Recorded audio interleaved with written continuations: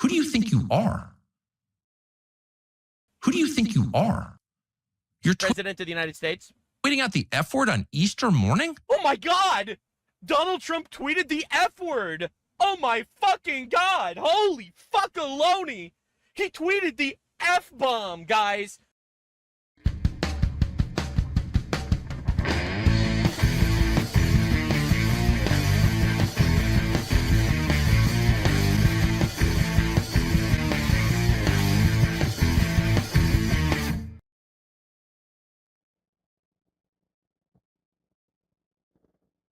Yep, I'm here. Although I hang my head in shame, everyone. That's right.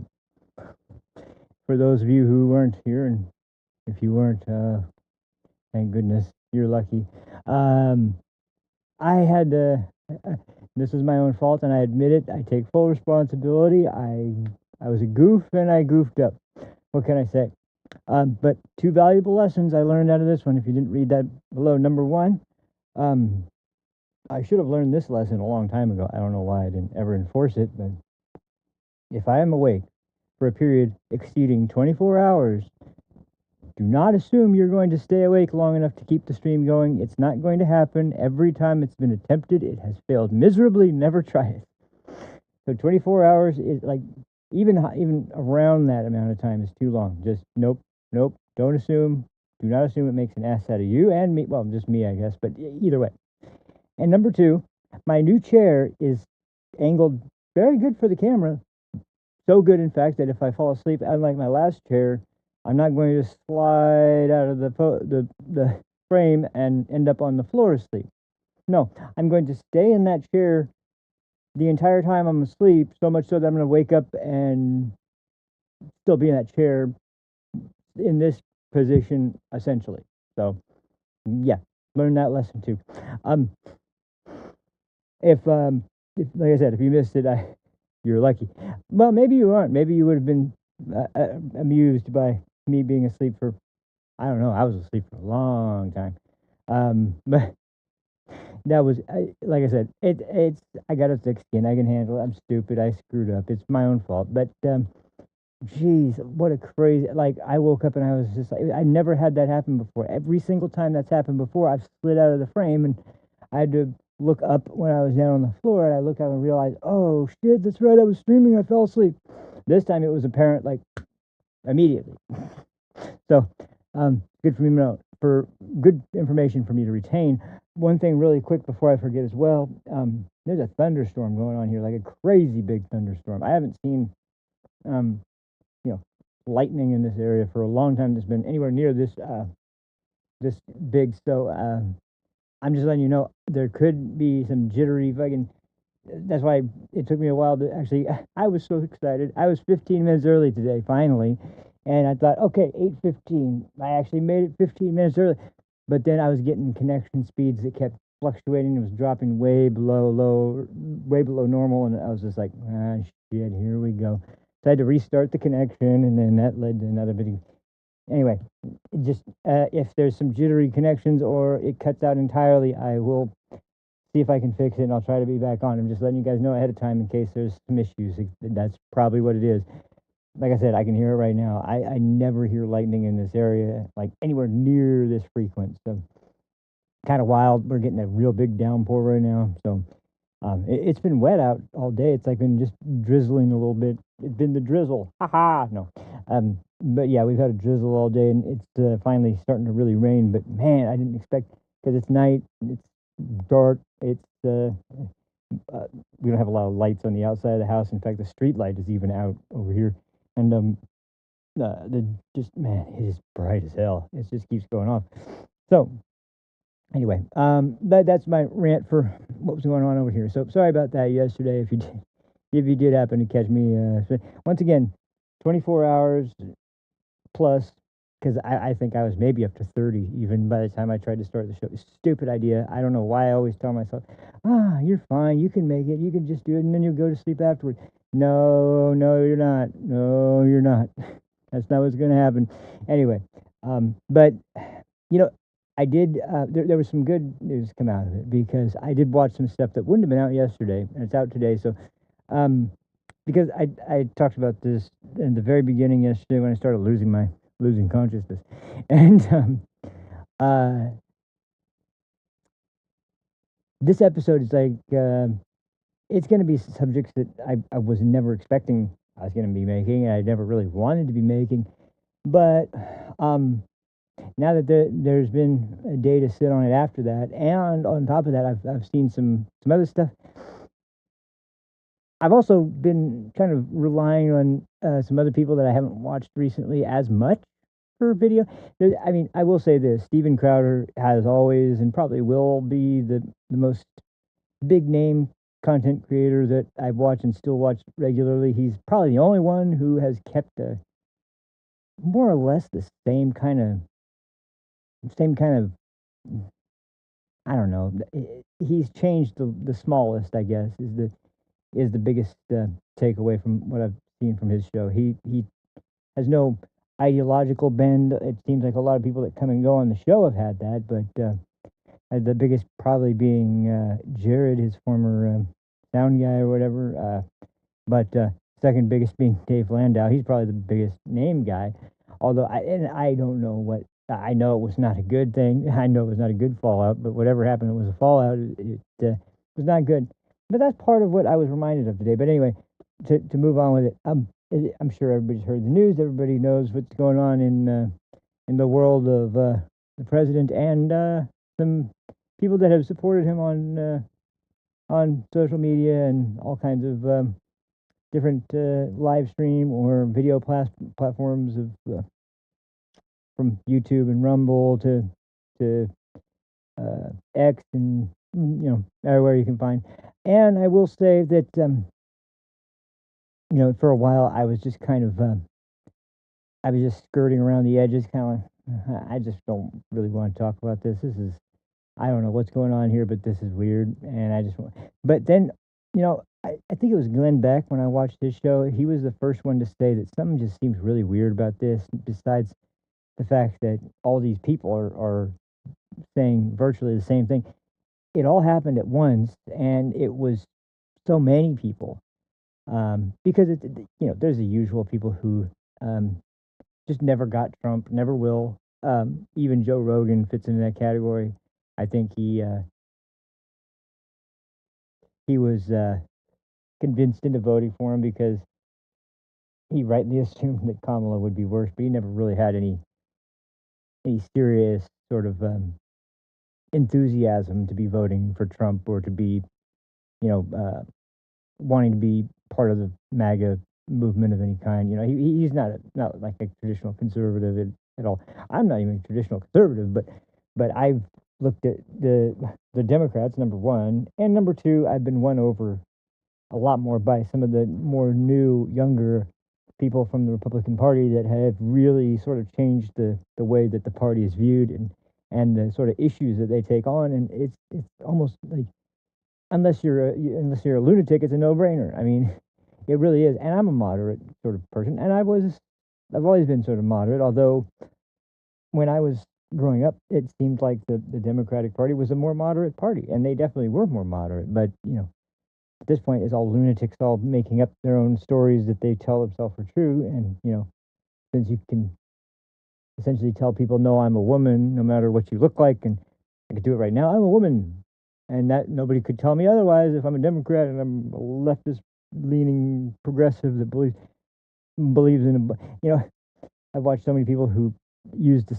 same old tropes of trying to criticize people for their religion. You believe in a floating man in the sky? Like, yeah, wow, that's so funny. It's me. That's so interesting and original. I mean, I've heard so many people with the same old freaking criticisms, and it's like, if you ever did any kind of, even when you oppose something, you usually should learn a little bit about it before you go throwing around insults about it. And I don't think anybody really that has criticized the Christian faith from the left has ever, unless they were raised in that religion. But even then, they don't retain it for the most part. It seems like they retain like the bits that they don't like, and they try to impose that over into like this extreme view that becomes the most eccentric and uh, like what am I? How's the best way to frame it? Like they take the most uncharitable reading they possibly can give and impose that over just about everything. So yeah, it's just. I mean, there's no. It's interesting. People like me who have been involved in like creative endeavors mostly. Like I've told you guys, I've been involved in graphic arts, advertising, imaging, video, tattoo. Those have been my careers for the most part in those fields. So I'm naturally kind of a more creative type of person that's always had a visual sort of um, like my pursuits and my interests and my talents, I would say, would be in the creative sphere, um, even music, and that's not a traditional conservative sort of individual. That usually the creative types are kind of more of an open and become sort of libertarian leaning or left wing leaning in some cases, but conservative is usually the more entrepreneurial minded people. It seems like, and so, but I've seen more and more people that are really creative, comedians and artists, and like cartoonists, things like that. They are more and more gravitating towards the Republican Party, and I think the main reason for that is the Democrat push for for censorship. To be honest, I mean, there's only one side that seems to be trying to say, no, you can't say that. No, you can't put that on. No, you can't do that. You can't do this. So there's been a real shakeup of things, but uh, I would definitely say that without a doubt, despite everything that's been going on in the United States and the ridiculous amount, I was just watching this interview with Tom Homan and Dr. Phil. They've been doing a lot of stuff together. Dr. Phil's ridden around on some ice patrols, and I never really thought I'd like Dr. Phil's show as much as I have as of late when he's been talking to people that are either affiliated with Border Patrol, or he's talked to Tom Homan directly, or he's talked to families affected by uh, um, immigration. And it's it's a really freaking crazy situation. But I think um, when that started to be an obvious focal point, you know, I say this all the time about the last administration. If you were silent as the last administration had a Secretary of Homeland Security who lied every single time he was brought into Congress about the nature of the border, how it was under control. There was no humanitarian crisis at the border. There was no immigration crisis at the border. Everything was under control. There was a challenge they had with the amount of people who were coming and seeking asylum. Of course, it was asylum, um, but there was no denying that he was just bullshitting everybody. It was nothing more than that. It was just a obvious and obvious and bold-faced lie in front of Congress. And if Dr. Fauci, same thing. He would come and act holier than thou every time. That was back when Rand Paul was a little bit more, let's just say, a little bit more focused on things that were a little bit more important to the American people. And but regardless, the point is that uh, it was very different back then because we all recognized how insanely destructive this administration was, and it was leftism. It was leftism at its most pure, unregulated, and open to do whatever it wanted. We saw what happened in that sort of administration. Wasn't good. Was not good by any stretch. So if you look at what's happening now compared to then, borders closed, but there's still immigrants. There's just a video of a guy who's from Haiti, here illegally, released by the Biden administration as a having temporary protective status, which I just love the fact that they have TPS, temporary protective status, and Dems want to take that and go, we need to give this person amnesty. Then why was it temporary, assholes? Like, what is the what's it? But he just smashed a woman's face in with a hammer because she disrespected him at the liquor store, and it's brutal and it's despicable and it's absolutely horrendous. And he was arrested, and he's going to be probably facing a serious charge. But in some states, they are not even they wouldn't even consider that worth really slamming the law down on that person. And it blows my mind every time when you see the crowd that was let into this country and who they are, what they're doing.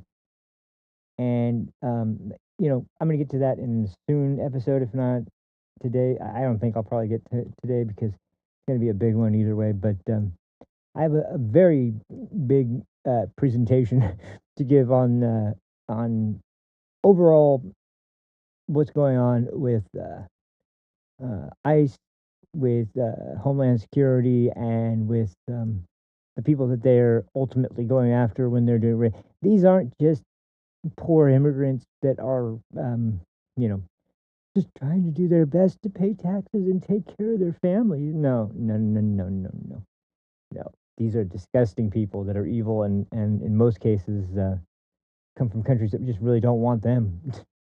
They were either encouraged to leave or forced to leave or just got the message that okay, all right, I'm out of here. I'm going to America. They'll take me there, and we did, and it was is one of the most disgusting things that's ever happened. Just to lie constantly to the representative, and you guys know when it comes to Congress, I am sick and tired of the way that body is being um, that they're presenting themselves, the things that they're supposedly doing for the country, the things that they're supposed to be doing for the country, and why exactly um, they think what they're doing in any way is especially when you look at the Democratic side. I know that you know they're supposed to be representing their people and the people that they were elected by. I can't see though in some cases. I can see in some because they come from places that are just so fucking wacky that they probably do want them doing this shit. But most places I think in the country are not that wacky, not that stupid, and don't want that kind of shit going on. And so if they were to, actually, but that's the problem. Nobody really. I've said it before, and I'll say it again. I'm such a big dork. I always watch videos from sessions of Congress or sessions of, Senate or House, whichever it is. And one thing that's become really apparent, and I think this is one of the most important things, which we'll get to at a later date in more detail, but I just want to put this out because I've been thinking about this a lot lately, and one of the worst things that we were watching and has been allowed to happen and has gotten no pushback at all in this Congress from either the House or the Senate by Republicans, and it is not good because everyone's wondering why are there so many judges doing this? I'll tell you why. I watched it happen. I watched it happen in Congress after congressional hearing, in the Senate after hearing after hearing after hearing after hearing after hearing. It was judicial nominee hearings.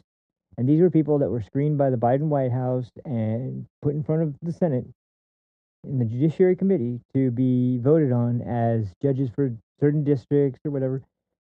And they were just waving them through, just waving them through, waving them through, waving them through. And these were people that were some of the most radical, insane, crazy fuckers I've ever seen. They had no boundaries, no rules.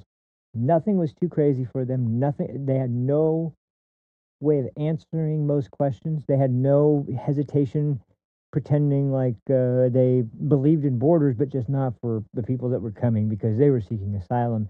And they just so happened to also believe that you don't need a notice of final removal from an immigration court. You actually need a federal warrant to be able to go and arrest somebody and send them back to their country of origin. That's not the case. Immigration courts handle immigration cases. That's kind of in the fucking name. But these people were obvious. I mean, so many of them have had histories that were exposed by either articles they'd written, opinion pieces they'd written for some leftist publication like New York Times or Washington Post. They had Twitter pages or X pages because it was during both time periods. They had Twitter pages or X pages that had all these posts about how we need to dissolve ICE and we need to get rid of this agency or that agency, they're authoritarian, white people are this, white people are that. And Senator Kennedy, one of the people who would be grilling these people the most, he would find all of them and he would just put them to, and you could tell they didn't want to answer any of these, but they would kind of be forced into this position. But they looked stupid as hell. Didn't matter. They'd be waved through, as like I said. And I haven't seen I've seen maybe a few. I've barely seen any nominees for any judges. And I know there's seats that need to be filled. I know for a fact there's seats that need to be filled throughout the country that are missing a judge in this court or that court or wherever it might be. And the Republicans are not doing anything to nominate and confirm judges in this Senate when they have the ability to do so by the majority, because the Judiciary Committee votes by majority vote, and it's usually the Democrats did this. They had in 1 week they'd have 15 judges that they'd just wave through, and like I said, they didn't give a shit as long as the Biden White House was fine with them. Okay, we'll wave them through, and that's something they're very good at because they're hive-minded and they usually do everything that they were told by. They did do everything they were told by the Biden White House, but it's just hypocrisy, and so I once again I look at this and I go, how in the hell does everybody look at this and think for 1 minute that this is not what would happen again and again and again and again and again if we were to suddenly just hand control back to the Democrats? Because I guarantee you that's exactly what would happen. And does it seem like that's a good idea? Does it seem like that's a great outcome? Does it seem like that's going to be what the people want? No, not really. I mean, unless you want judges that are going to let people out who have, like, 3 counts of armed robbery and 2 counts of breaking and entering, 1 count of drunk driving, and these records that are 10, 15, 20 pages long, or 20 charges long, and it's like, and finally they end up killing somebody, or they end up raping somebody, or they end up doing something really heinous, and finally they end up getting. But I mean, at that point, why weren't they stopped? Why wasn't something done earlier? Why did they even get put into the country and allowed to stay and to kill somebody at all? Because we've seen too many cases of this happening, and it's just so. I look at all that, and then I look at the decisions that are made right now, and I'm like, okay, there's reasons for that. No one. Well, we'll get to that in just a second. I'm blown away by, and finally, just one last thing. I'll just make mention. I watched this interview, at least part of it, the only part I could stomach, because honestly, I didn't want to listen to any more of it. I think it was on BS Now. But Hakeem Jeffries was talking about the successes they've had with getting rid of Kristi Noem and getting rid of Pam Bondi. I'm sitting there going, wait a minute, you guys did that? That was you? And he went on to say, I think what's next is Pete Hegseth. It's got to be next. I'm like, wait a minute, hold on, hold the phone here. You guys, first of all, had nothing to do with it. Maybe you had something to do with all the bitching and moaning and complaining and all the shit you raised in Minnesota with Kristi Noem. I'll give you that. Because, I mean, Don Lemon invaded a church there with his little buddies to disrupt a church service, and you guys were more mad about Trump, wanting to enforce the FACE Act than you were at Don Lemon for taking part in a protest in a church that was having Sunday service and ended up forcing them all out to leave and cancel the Sunday service for that day. You guys were more mad at the fact that Trump was going after him than you were at Don Lemon for doing something so fucking stupid. And of course, because it was riding off the coattails of Renee Good and Alex Preddy and their heroic defiance of ICE and all that other bullshit. And it's just like, so when I look at that and then I hear him talk about, okay, we've taken these people out and Pete Hegseth is next. Yeah, okay, try it, motherfucker. I'd love to see you try it because once again, I look back and I go, I mean, okay, say what you want about Kristi Noem. I don't think she was on the level of Mayorkas, but I don't think she was infallible. I will say that Mark Wayne Mullen, and according to Tom Homan, is correct. I think he makes a fantastic selection for Department of Homeland Security, the secretary. It seems like the communication between DHS and ICE and Border Patrol is even better now. The communication's much better. The coordination is much better. That sounds like it's happening and working out great. We don't know who the nominee will be for a permanent replacement for the the Attorney General, but I had said from very early on, and a lot of people agreed that Pam Bondi probably wasn't the best person for the job in this, and that she was most likely going to let President Trump down in a number of ways, and she did. But Trump doesn't seem like this is what is really pretty cool to see is that he's not burying any of these people when he lets them go. He's moving people to. I think he even moved Pam Bondi to a different position. I know he moved Kristi Noem to a different position, but um, they were doing the best they could, and it's largely because of media and the Democrat Party that is making sure that they treat these people as shitty as possible, and they give them no benefit of the doubt, and they're just going after Trump, and this is how they're doing it. But if you think that's Pete Hegseth, who's able to get recruitment numbers way higher than they've been in over a decade, if you think that somebody's going to get this guy who has remotivated the troops, remotivated everyone under like everyone in the armed services, who's overseen tons of successful missions already, and is only in the crosshairs because Democrats don't want to see Trump succeed. I'll just point you back once again. Who did we have in the last administration? Oh, that's right, Lloyd Austin. And what did he? Oh yeah, that's right. He disappeared for like a week, and no one knew where he was. Nobody cared really. A lot like Pete Buttigieg, for example, who at the very beginning was nowhere to be found. He had a transportation secretary who was nowhere to be found. He was gone for 2 months in that case. That was a big one, but he was just on maternity leave. Of course, he was on maternity leave, him and his boyfriend or husband or whatever it is. And why was that? Because they just adopted a child, of course. I mean, it kind of is nothing at all why people get maternity leave, but he was going to take it because how dare you discriminate against a gay couple for taking maternity leave after adoption. It's like, well, I don't think their body needs to heal, or they weren't carrying anything for 9 months that needed to be cared for, and then we're sitting in a hospital with a traumatic bodily procedure that they needed to recover from. No, no, no, no, no, no. You just adopted. So it was just ridiculous. It was. I got nothing against the idea. I'm glad that they adopted a child, and I hope that worked out good for them. But if you think that you need to take 2 months off because of adoption, and it needs to be under maternity leave, in your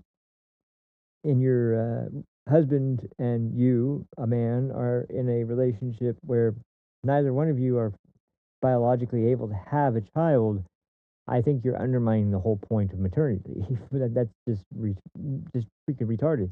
And then we get even better. The Secretary of Defense, and it was still Secretary of Defense, so I'll just call it that. Even though it still is, I'll call him Secretary of War because it's funny to make fun of Democrats for getting so mad at this. But Lloyd Austin, what did he do? Oh yeah, that's right. Well, he got doctors. Well, not a doctor. He had a surgical procedure he needed done because of his testicular cancer, and so he ended up in surgery, and then he was back at his home recuperating from surgery, and he didn't tell anybody, and he just disappeared from his post for I think it was about between 5 to 8 days. It was somewhere in there. And once again, just a big member of the administration, gone. No one knows where he is. Nobody knows what he's doing. Nobody cares. Everything's still functioning, supposedly, but what's going on here? Oh, don't worry about it. Don't worry about it. He's fine. And then when he gets back in, he gets he gets chewed out by people in Congress. But since there's no real bite behind that, and they can't really do anything, he just treated it like, okay, well, whatever. Yeah, Lloyd Austin was a wonderful pick. We need another guy like that in. Why? Well, because he's black.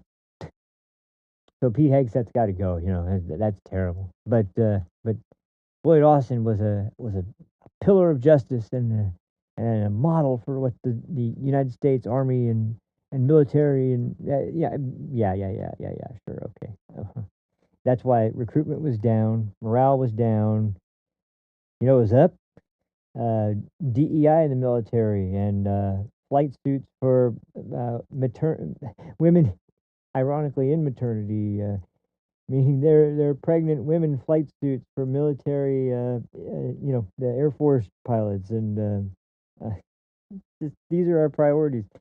Um, and what else was so ridiculous going on? I mean, there was so much. There was, like I said, DEI practices going on, and there was like morale was super low, recruitment was super low. They didn't meet any of the recruiting goals for any part of the military, and it was just an embarrassment.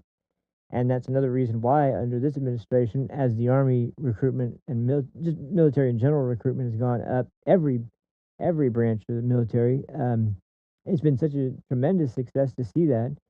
Not to mention the fact that in the capture of Maduro, there was not one casualty, and so far in the Iran war, we've had 13 casualties, and that is tragic to lose anyone, of course.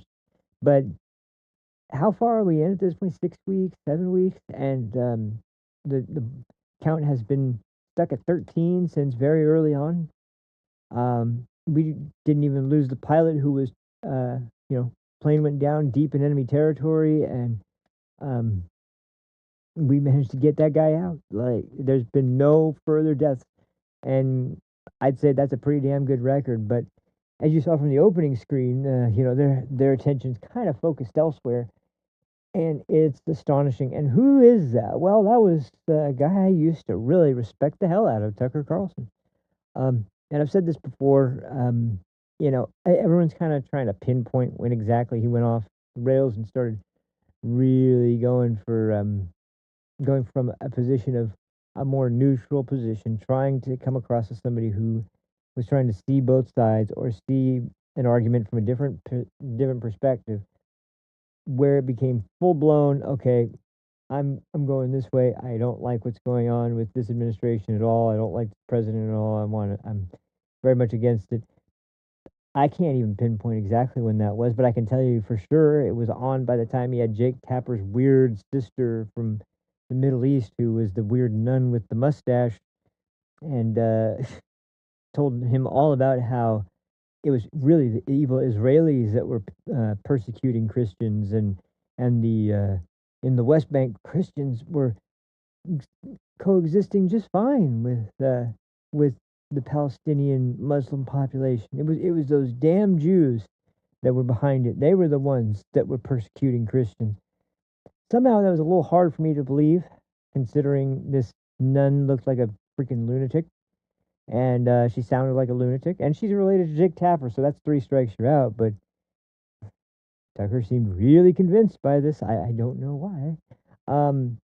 There's all the times he's had Dave Smith, but you know how I feel about Dave Smith. I think the guy's a con artist, but and I also think he's not.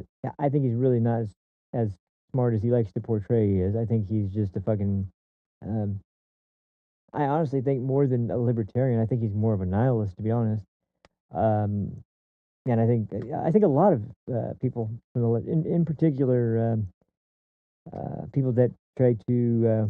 Well, before we get there, let me just do it like this.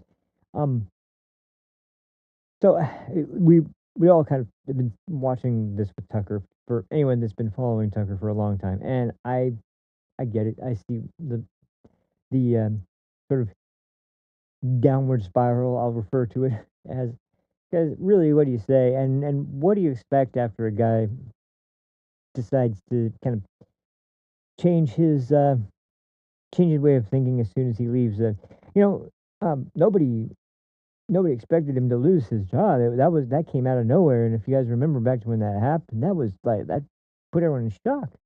But I think it was easy for people to kind of go, well, I'm sure he'll be doing just fine. He'll move on to something where he's doing some kind of social media gig, and he'll be able to do whatever he wants there. It'll be under his control completely. And it seemed like a match made in heaven. Unfortunately, and this is one of the themes I picked up on today specifically, because there's been a lot of analyzation done. It's been from people that I do respect, and I do think their opinions are really pretty interesting to see. But um, yeah, it's just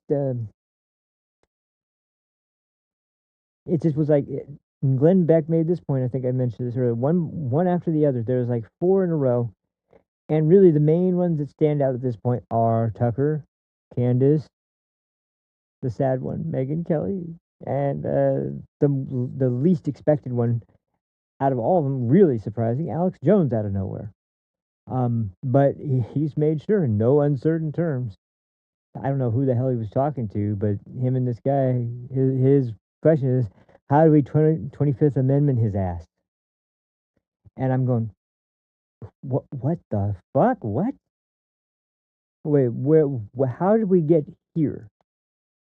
Alex Jones wants to 25th Amendment his ass. Okay. All right. This is no longer Alex, who's quirky, weird, but kind of interesting and usually pretty insightful Alex. This is straight off the deep end Alex, who has decided, fuck everything, fuck everybody. This has got to end right now because I'm afraid that this post that Trump put out is literally true, and he's about to uh, massacre the entire country of Iran. I have a very interesting recollection visual aid that I'm going to be bringing up in a little bit. But before I do that, let's go to our first subject, because I'm going to do this in a little bit of a disjointed order. But I want this to be sort of, in some ways, at the very least, I can kind of piece it back together in the order that I remember seeing it develop in, and it's well, it's a hell of a ride, because man, this is not at all the kind. I mean, first of all, if what is going on, and if the objections in this video are what the issue is, then Tucker must have had a problem with this long before now, and people were rightly bringing up once again. After his first, he's written this off as kind of like, I was just sick of all the news coming in at that point. There was all these scandals going on. I was tired of it being in the news. I was tired. Okay, yeah, I think all of us were, but that didn't mean I was mad at Trump. That meant I was mad at the people that kept bringing up all this shit time after time after time after time about how Trump's doing this, Trump's doing that. He incited a riot on January 6th. And so I don't know how you blame Trump for all that, but if you do, okay. But now it's like I just don't think that's the case. I think there was some kind of deep-rooted, suppressed kind of hostility that he still was harboring for Trump, and he was trying to go along with it because he got elected, and if you wanted to have any kind of access to interview Trump or talk to Trump as any kind of, because remember, this is right around the election, right after Trump won, once again was about to be inaugurated as 47th president. He was the first one, I think, to interview him on stage right after he was elected. It was like a 2 hour long, 3 hour long discussion. It was great, but I don't know, that just like all of a sudden, and I get the war angle, I get it, but once again, I don't know, because you'll see the hypocrisy in a minute. But let's start with this, because I think this is probably the most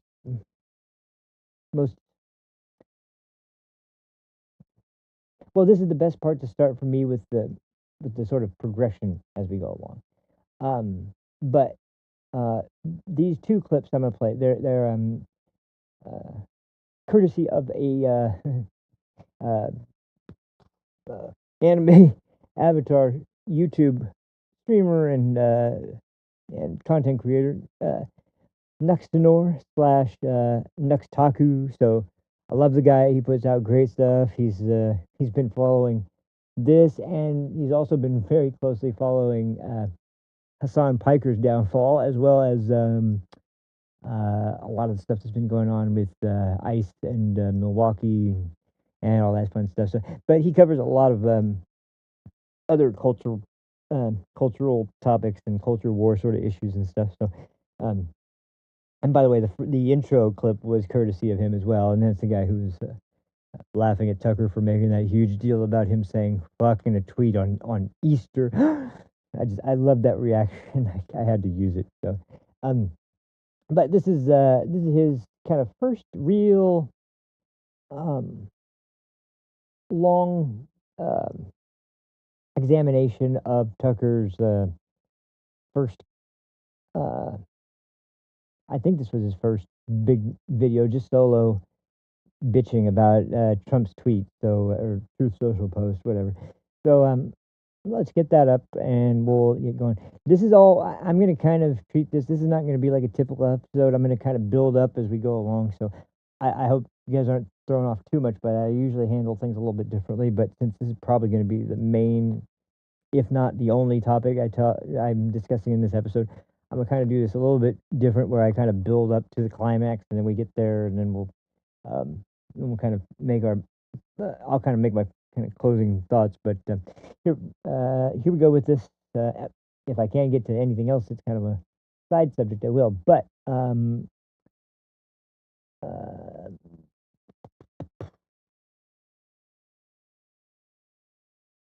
yeah, here we go. There it is. We'll get this. Yep. And my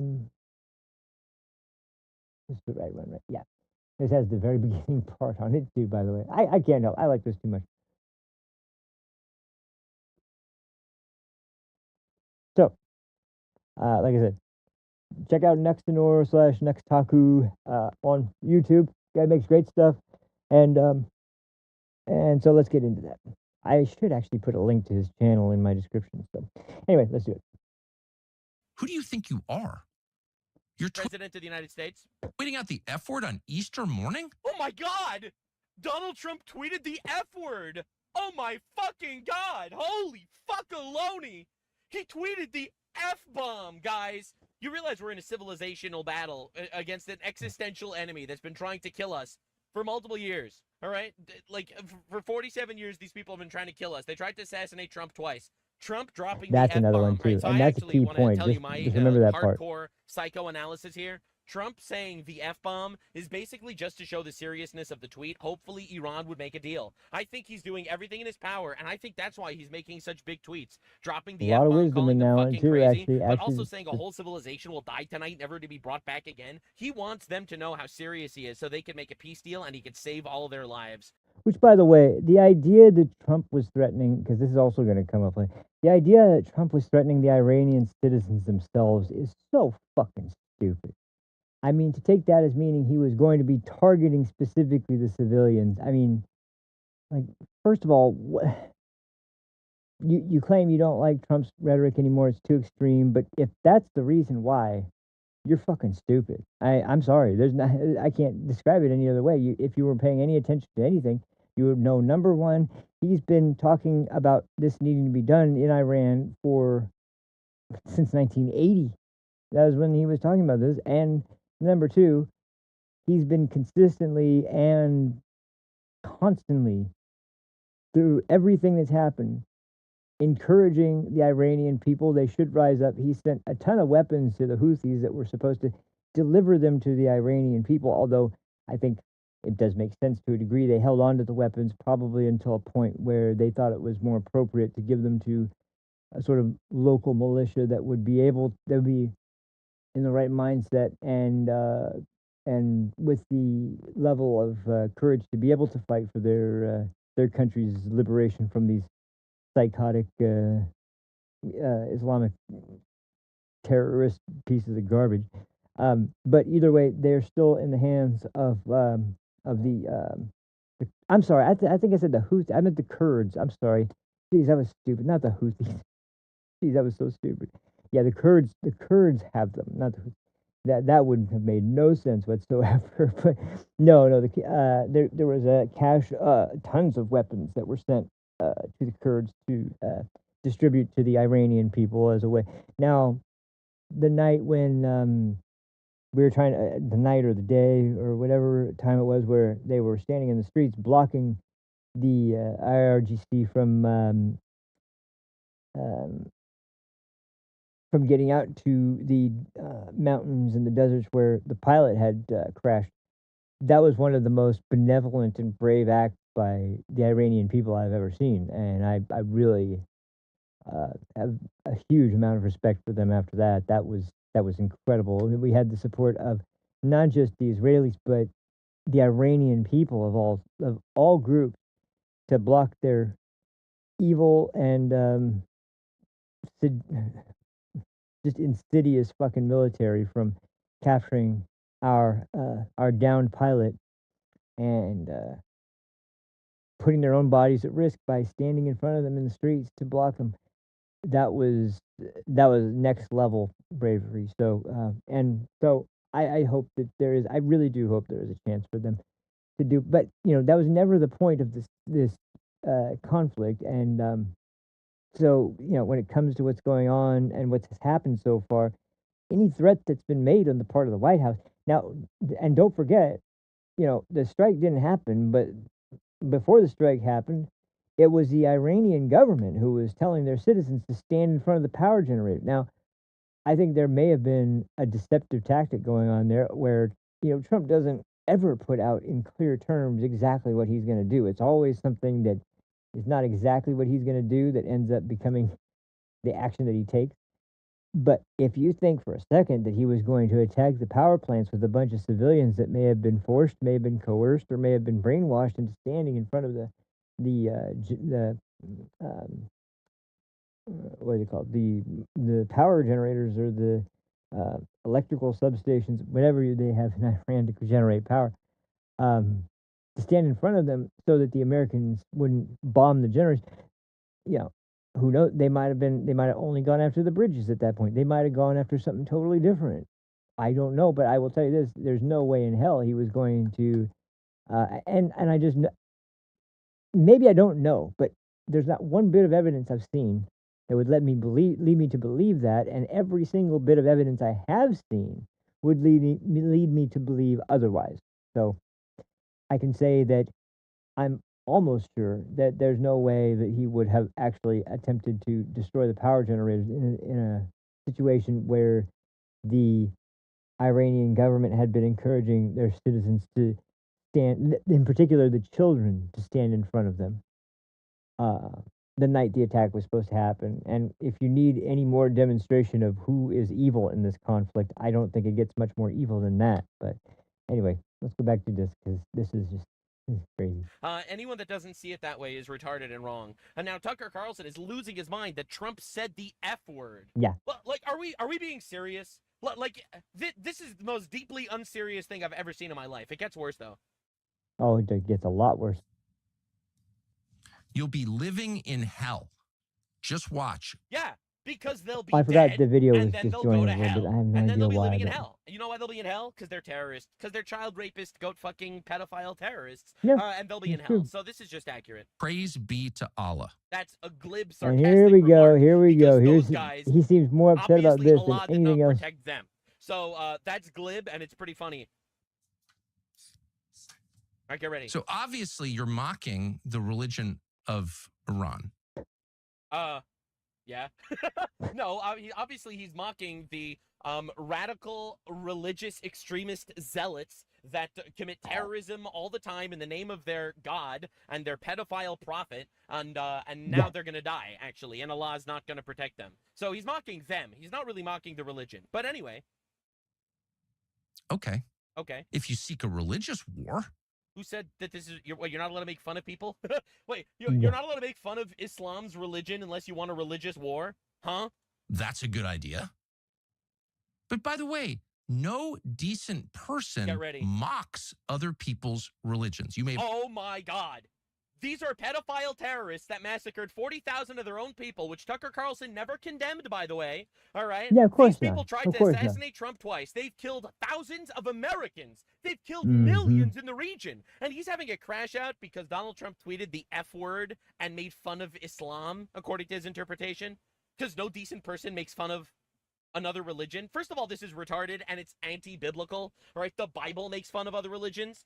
For example, Elijah, literally, after they obliterated the people that worship the Baal, he said, "Where's your God? Was your God gonna protect you?" This is Elijah the prophet, one of the holiest people that ever lived, all right? And he mocked their religion because it's a false religion. So yes, actually mocking false religions is based, actually. Right? What are we even talking about here? Unless Tucker Carlson converted to Islam. What we're talking about is the sympathetic move he's trying to make to paint this as some sort of extreme action that it's never happened before. This has never been like anything we've ever seen. Well, not necessarily. We've seen actions like this, but the point is that at this point, we've taken out pretty much everyone they've installed as a leader. We took out their Navy, we took out their Air Force. In fact, I remember that video where I showed the planes that they were donated that crashed on the freeway.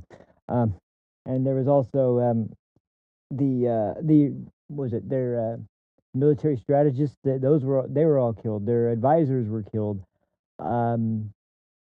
There's been so many, and this is what's interesting to me. I have a lot of questions about this because I'm very curious. Like, is there some sort of power struggle that's going on and is sending mixed messages because of the fact that there's a power struggle going on? You know that there's going to be people that are too ambitious within Iran that are going to be vying for power within the vacuums left behind by the supreme leader Khomeini getting killed. So, and I don't believe for I mean, it's really, really difficult for me to believe that. In fact, no, fuck that. You know, there's no way in hell.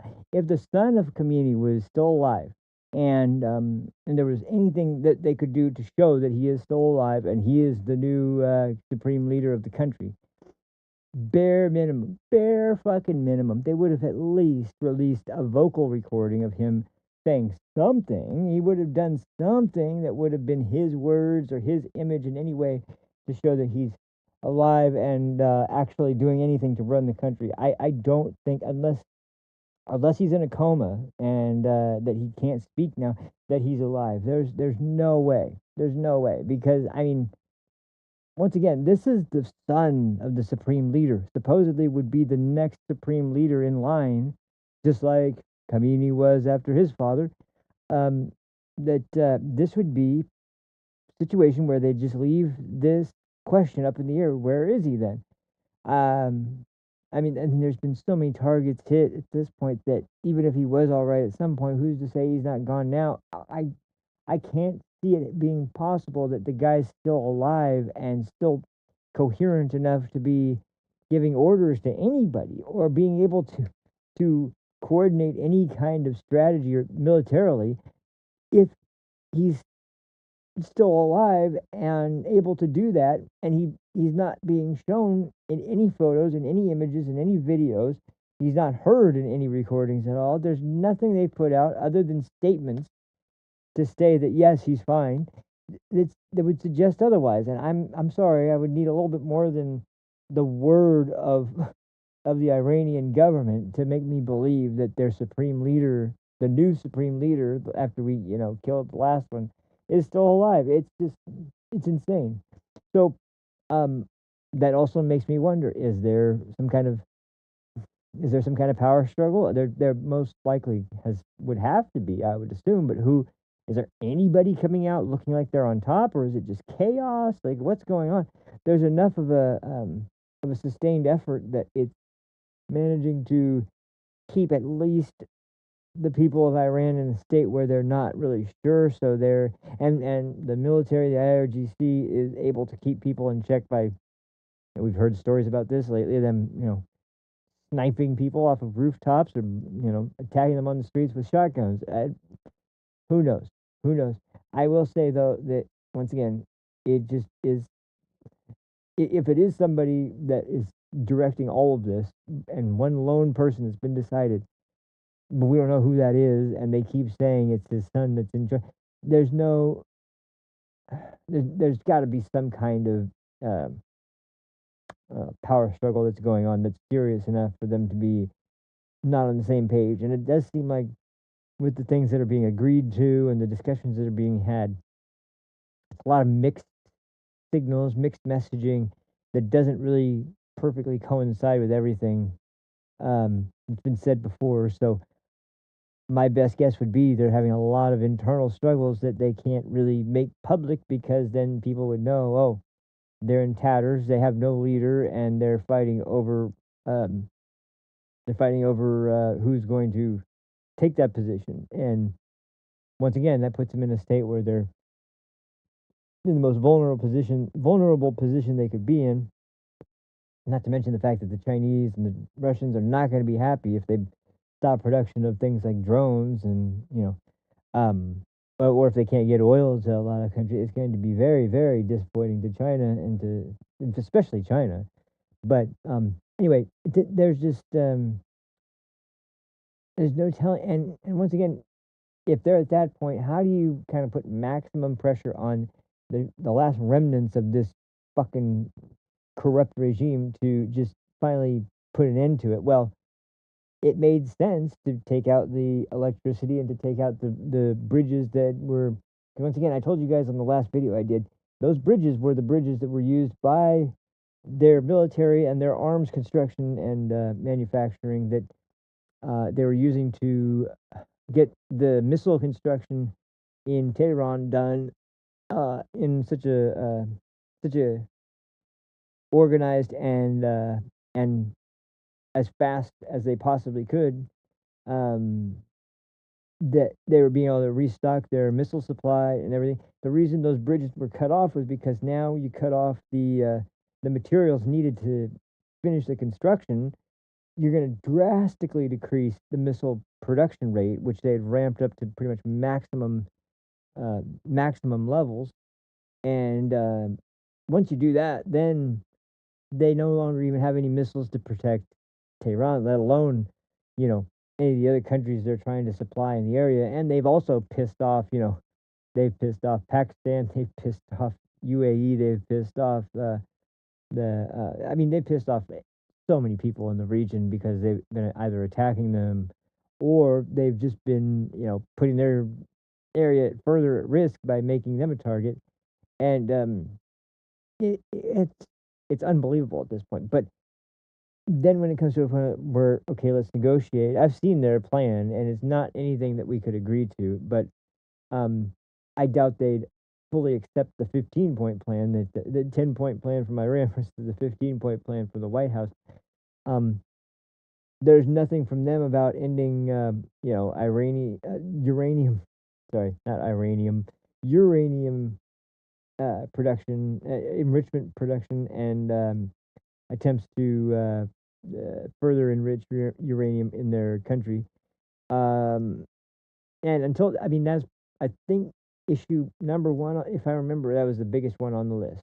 Iran has to immediately cease production of enriching uranium, and there's something about pledging to never have a project to, you can't hold them to that very easily, but if you make sure you remove all the uranium from the country, then you might have a shot at that. But regardless, the point is, one way or another, that was the biggest and most important part of the list, I think, and it makes sense because, as I've said before, they were lying about their missile capability. They were lying about the ability that they had in their technology, that it could only travel this far when it was double that.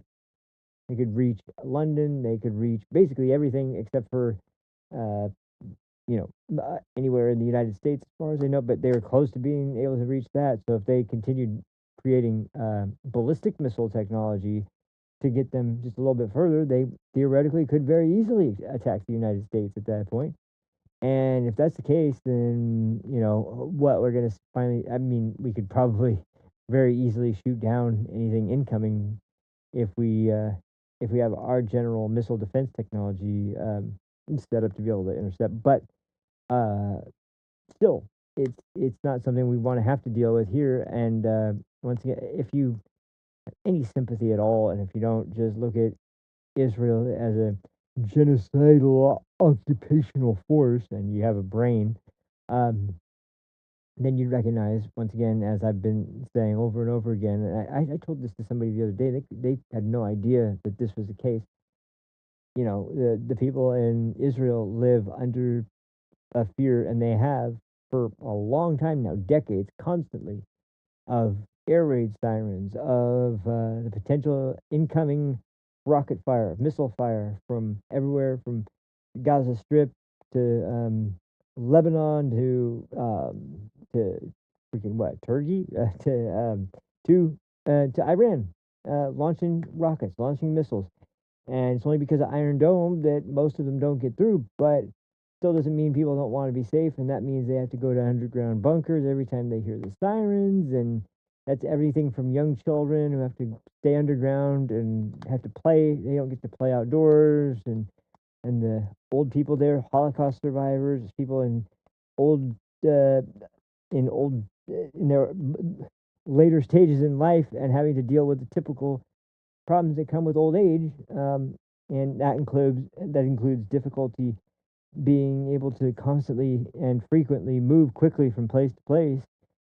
That's going to be very difficult, and for a Holocaust survivor to have to go through that because they're Jewish and they live in a country that is traditionally the home of the Jewish people.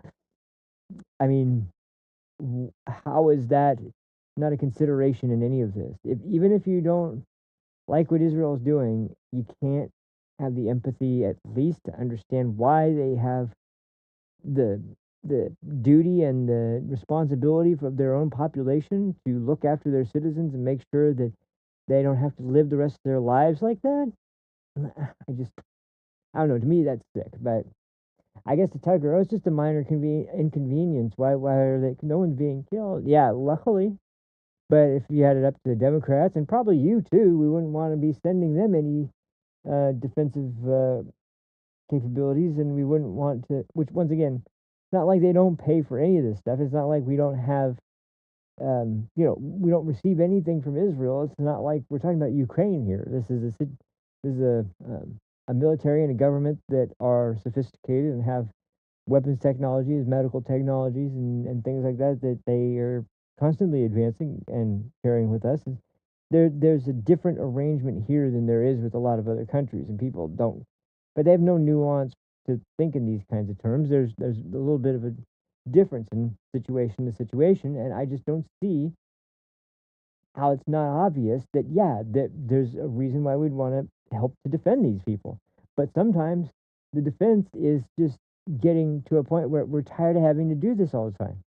We need to stop the threat.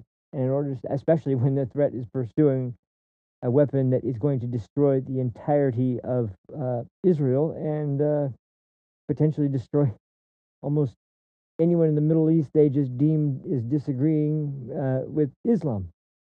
So, sorry, it really pisses me off because I'm not Jewish. I have no one Jewish in my family. I've only known a couple of Jewish people in my lifetime, but so I don't have some kind of deep connection to the Jews. But I guess, was I the only one that took "never again" to be something that was supposed to be serious, or was that just something we all kind of went along with to make ourselves feel better? Because I'm sorry, to me, it seemed like a pretty serious thing. So I don't know. It still bugs me so much. Anyway, we'll get back to this. You have a problem with the theology, presumably you do if it's not your religion. Yeah, they think that if they kill you, they get to rape children in heaven for eternity. I have a problem with that. You can explain what that is.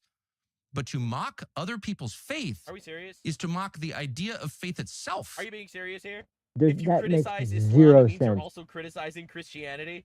Like, that is the worst argument I've ever heard in my entire life. Yeah. You do realize that Islamists literally genocide Christians across Africa. Like, I don't think he believes that. There is a genocide against Christians in Nigeria and in Syria. All right, and dead silence from Tucker Carlson on all of that. He's angry. Tucker Carlson. I have to make mention of this too. I don't know if you guys remember. I brought this up though. In Nigeria, the Christian people who were under the threat of, I believe, Boko Haram, who had their churches burned and had the members of their church brutally murdered, and just the people there who live in fear constantly, and and anytime they go to church, they could be a target.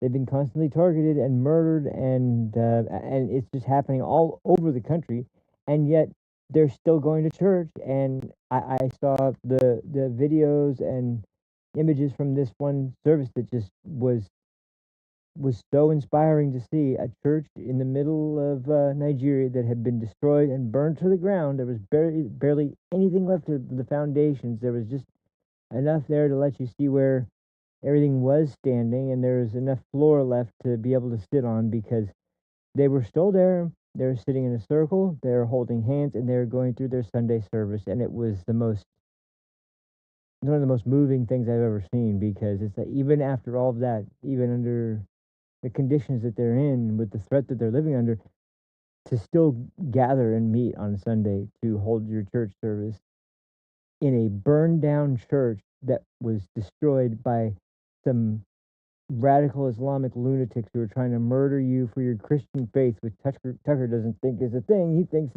it's the Jews in Israel that are responsible for all the fucking ridiculous. But once again, this is where the argument goes. It's not Boko Haram. It's not Islam terrorizing the Christian people in all these countries. No, it's of course it's Israel. It's the Jews. I don't know what you think, but I mean, I'm sorry. No matter what kind of propaganda comes out of Iran and their proxies and the terrorist groups around there, there's still an objective reality that's like virtually impossible to ignore if you actually look at what's happening on the fucking ground there. And yeah, that's what's happening. It's not Jews burning down the churches in Nigeria. Anyway. That Donald Trump tweeted the F word and is making fun of Islam because criticizing one faith is like criticizing all faiths. Are you fucking retarded? Ever, yeah. And we should never mock that. Never. Because at its core is the acknowledgement that we are not in charge of the universe. We did not build it. We won't be here at the end of it. We can destroy life. We cannot create it because we are not God. Yet, I don't think Trump ever mentioned we're God. He just said that he's going to be killing pedophile terrorists. Yeah. The message of all faith at the biggest picture level is the message in our Bible, which is you are not God. And only if you think you are do you talk this way. No, what is he even not, talking about? This is actually mind-boggling. Yeah. But you can't criticize Islam because if you criticize one faith, you're criticizing all faiths. That's implying that all faiths are kind of sort of true. They're not. One faith is true. Yes. The other faiths are all false. That's just how it works. All right, one religion is correct and all the other religions are wrong. All right, now, obviously, I do believe personally that, for example, Judaism and Christianity have like a 90% overlap on faith in general. So, I find myself very aligned with Christians and Jews, especially. However, Islam believes that Christians and Jews are the lowest of creatures. That is a literal quote from the Quran. And to slight the kafar at the neck where you find them. All right, like, what are we even talking about here? Talking about his delusions. That's what we're talking about. But it's not just mockery of Islam. And no president should mock Islam. That's How dare a president make fun of a religion where they worship a pedophile? Your job. This is not your job. A lot of things aren't his job. What, is he not allowed to tweet? Is he not allowed to make comments? Like, what are we even talking about? Dare It's not a theocracy. We don't go to war with other theocracies. He's not going to war with Islam. If he was, and we would be warring a lot more. He's obviously not doing that. He's going to war with the terrorist regime that tried to kill him multiple times and tried to kill Americans multiple times. It succeeded thousands of times. To find out which theocracy is more effective. We're not arguing about that. Obviously, our culture is more effective. That's why we're destroying them. We are not a theocracy. And God willing, we never will be. Because theocracies corrupt the religion. Okay. No. This is a mockery not just of Islam, it's a mockery of Christianity. That's right. If you insult pedophile terrorists that genocide Christians, you are actually mocking the Christians. So, what I can gather from that is this fucker lost the plot. Like, I don't even understand what's going on with this. How do we reach this decision? How do you come to this conclusion after everything that's happened? That Trump isn't just attacking Iran, he's attacking Islam, and by extension that means he's attacking religion itself, which means he's attacking Christianity. and he thinks that he is God. And like, what the fuck are you talking about? I've never heard rhetoric so disjointed and sporadic. Is he on shrooms or I don't know. This seems really, really weird. But okay, if this is the conclusion you've come to, like, I would have thought there would have been a little bit more of a, there would be something more persuasive in there. But I'm sorry, I don't see anything in here that makes any sense. This is disjointed, ridiculous fucking, and an extremely poor attempt at arguing for Islamic extremism. And once again, it's not like we're talking about a harmless little faith here. We're talking about a religious faith that has murdered hundreds of thousands of its own people, murdered tens of thousands of our people, including going back to when they first got into power in Iran in the first place, for fuck's sake. Like, where is it when you actually can finally admit that, yes, these people have targeted the West and targeted Christian people in particular and murdered them specifically because they're not Islamic? That's what Islam encourages. You kill the infidel. That's the whole point. Now, why is it that did you not hear those things? Have you not heard those things time and time again? The goal of Islam is to convert everyone to the same faith, or you shall be killed. You're an infidel? No, of course not. No, it's just that evil Trump and his weird. What the fuck is this? So his weird diatribe here is just. It just sounds like I mean, if anything, he sounds more like he's leading some kooky fucking cult or something. I don't know what the fuck he's trying to convey by this, other than a leftist message of Orange Man bad. But like, once again, this just seems like, okay, if there's any doubt at all, this is where it's like, okay, never mind. This guy is not interested in anything other than just burying Trump. But this is where we transition over. Where should we transition? Nah, we're not transitioning exactly. But no, I don't know, where does it play? Actually, I should play the other one first because, like I said, it's not just Tucker. It's a group of people, and this is what Glenn Beck was talking about when I watched this show. Why all of a sudden are there all these people suddenly at the same time just dropping off the Trump train, completely disavowing him, acting like he's gone so far away from his campaign pledges. I'm sorry, like, I seem to remember him saying Iran can never have a nuclear weapon. I remember that over and over again. And I remember the Democrats constantly, even under Biden, once again, starting to fund the Iranian government and to, what is that stupid? They just call it the Iran nuclear deal. Might as well just call it the Iran nuclear deal. And the deal that Obama said was, we just give them everything they want so that they have the ability to, and they just won't be able to make it.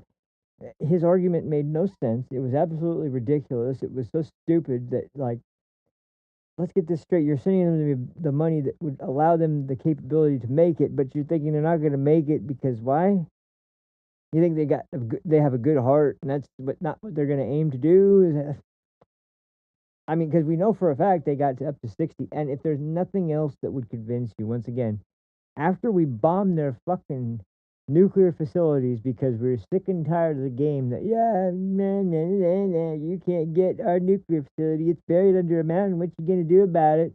And then we dropped all those fucking bunker busters on their freaking shitty little base and like, that's what we're going to do about it, bitch.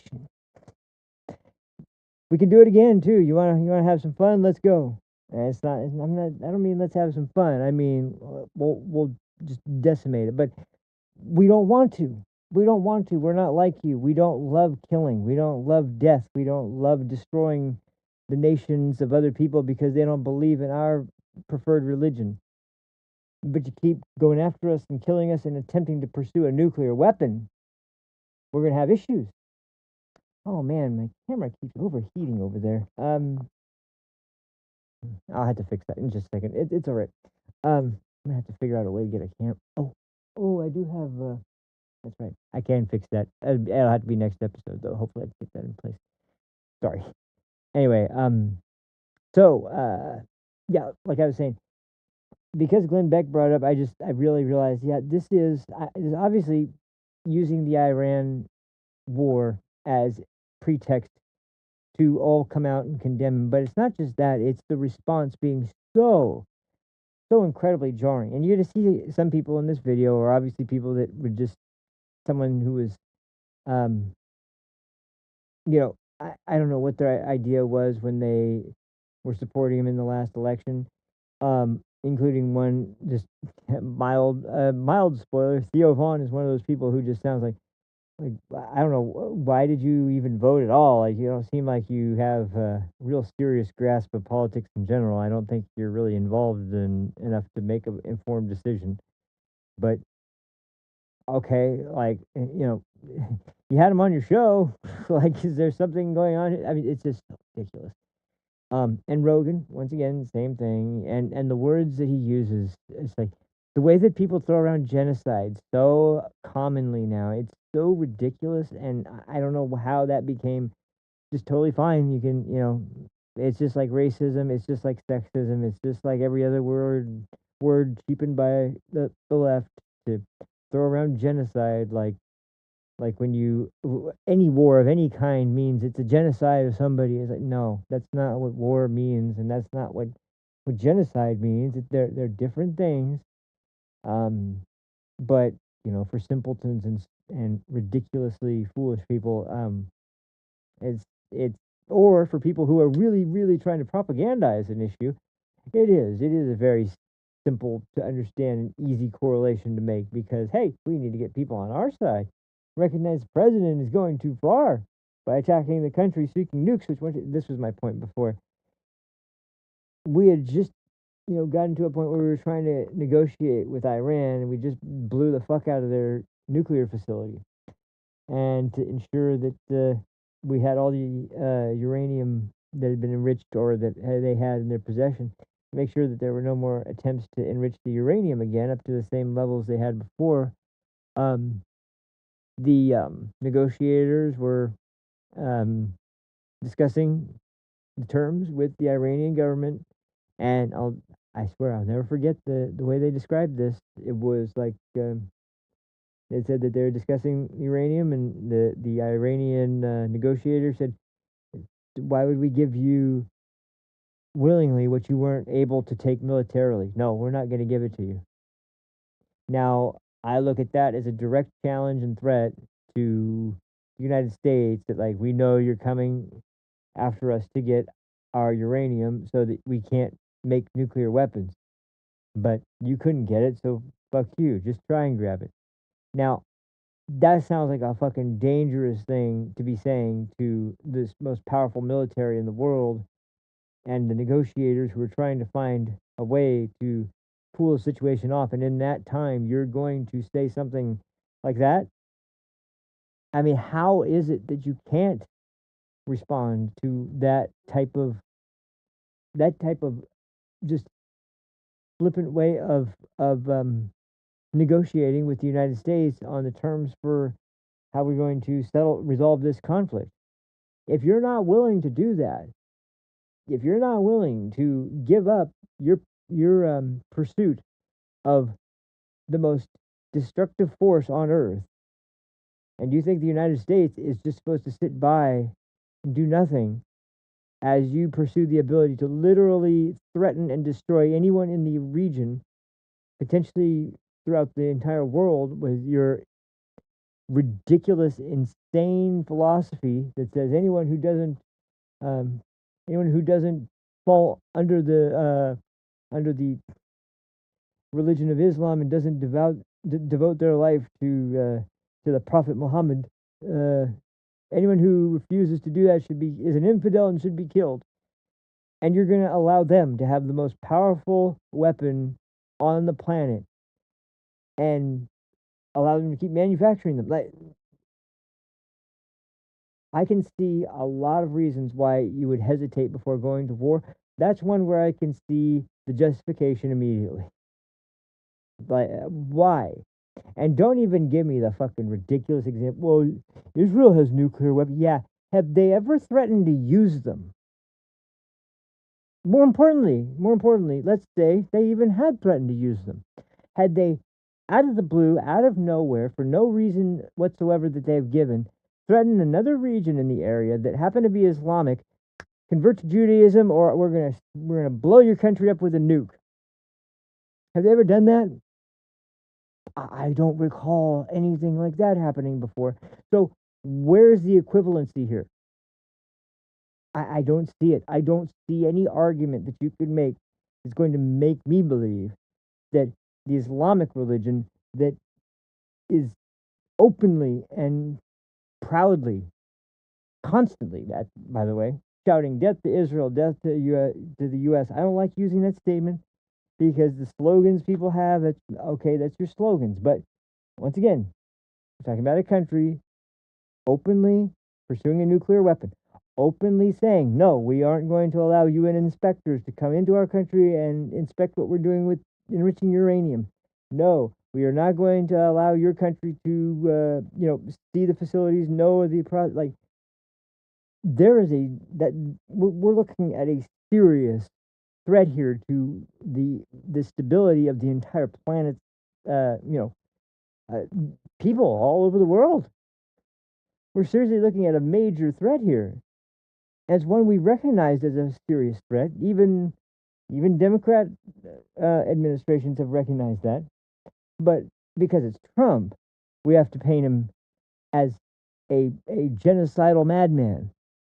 Like, where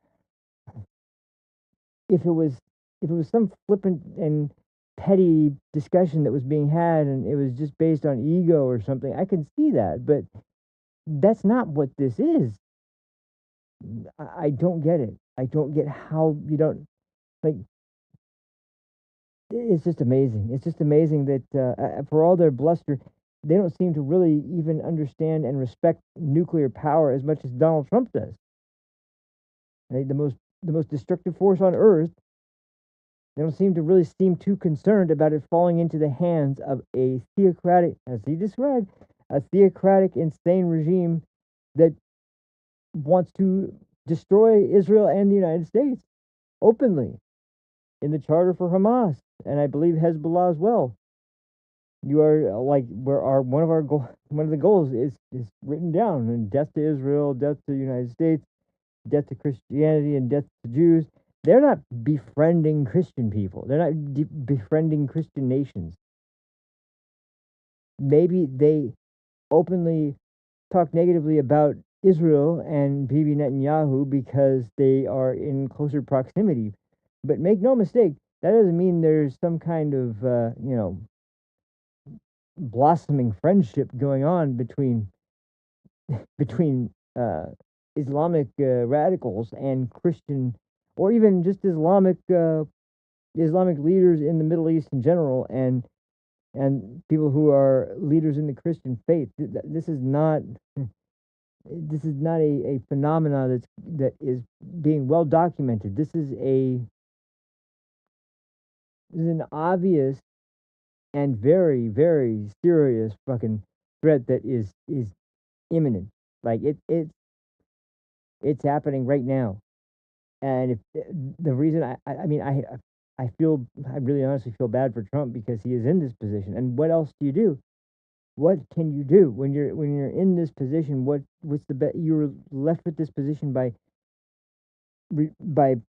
former presidents who were foolish enough to let something so irresponsible happen. And it's your job to be there and clean up the mess, and that means you're going to be the one whose hands are dirty, and you're going to be the one who takes all the blame for it, even though this was something going back to, like I said, the Obama administration's brilliant idea to allow them to be funded for their uranium enrichment program. And like, when you look at it, I've referenced this number before, you only need like 5 to 10% for energy purposes. When you reach 20%, it's for research. And as Andrew Wilson so aptly pointed out in his debate with the can't remember his name, the guy that debated on behalf of Islam. We're talking about countries that have an extremely high rate of inbreeding, particularly when it comes to first cousin marriages. So, yeah, that's a really super high IQ society. Anyway, but the war itself obviously is the point that people don't like. No one likes war. That part is obvious. But regardless, there's so many things that happened post the Afghanistan and post Iraq that have been sort of, they've become new points of hysteria, I guess is the best way to put it. They become new points of hysteria for people who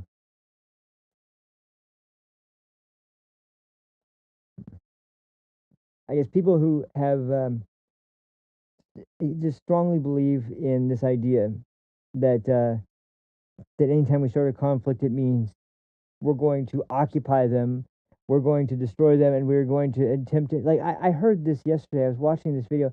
Don't get me wrong, I don't dislike Shoe on Head. I think she makes some interesting stuff, but she just sounded like every argument I heard for the Iraq war just superimposed on this one. And it was like, since when did this become a war about a country that we were trying to install a new government in that we picked, B, weapons of mass destruction that aren't there when we know for a fact that they are enriching uranium with the intent to create nuclear weapons, or C, a war that we're intending to carry on forever and ever and ever and never leave there. It's never been announced for any of those things, and yet that's what's ingrained in people's heads as to what's going to happen when you get involved in any conflict in the Middle East, and then it starts to devolve based on some type of ramping up of the effort in the area. And I'm sorry, it just doesn't mean that. I lived through the Iraq War from the very beginning. I was in high school during 9/11, and I was watching the footage as I was getting ready to go to school that day. It's something I've watched my entire life, and I've watched every aspect of it. I was very hardcore against the Afghanistan war and the Iraq war at the time. I was very much against them. In particular, the Iraq war. I understood the Afghanistan war to an extent because I too, of course, like just about everyone in the country, aside from maybe Hassan Piker, thinks that whoever was responsible for destroying the World Trade Center and who orchestrated the 9/11 attacks should have been caught by the United States and held responsible by us in our courts and under our laws. And at any rate, we caught him, and I don't remember exactly how that. I'm pretty sure he was executed, but like I said, I'm not seeing any of the hallmarks that I saw there superimposed here. Like she used of course, used it. It was just so cringe. I just like the photos of mission accomplished from aboard the the military carrier ship that he landed on to give his mission accomplished speech for Iraq. And it's like, I know, I remember that, but when have we seen like where's the equivalent?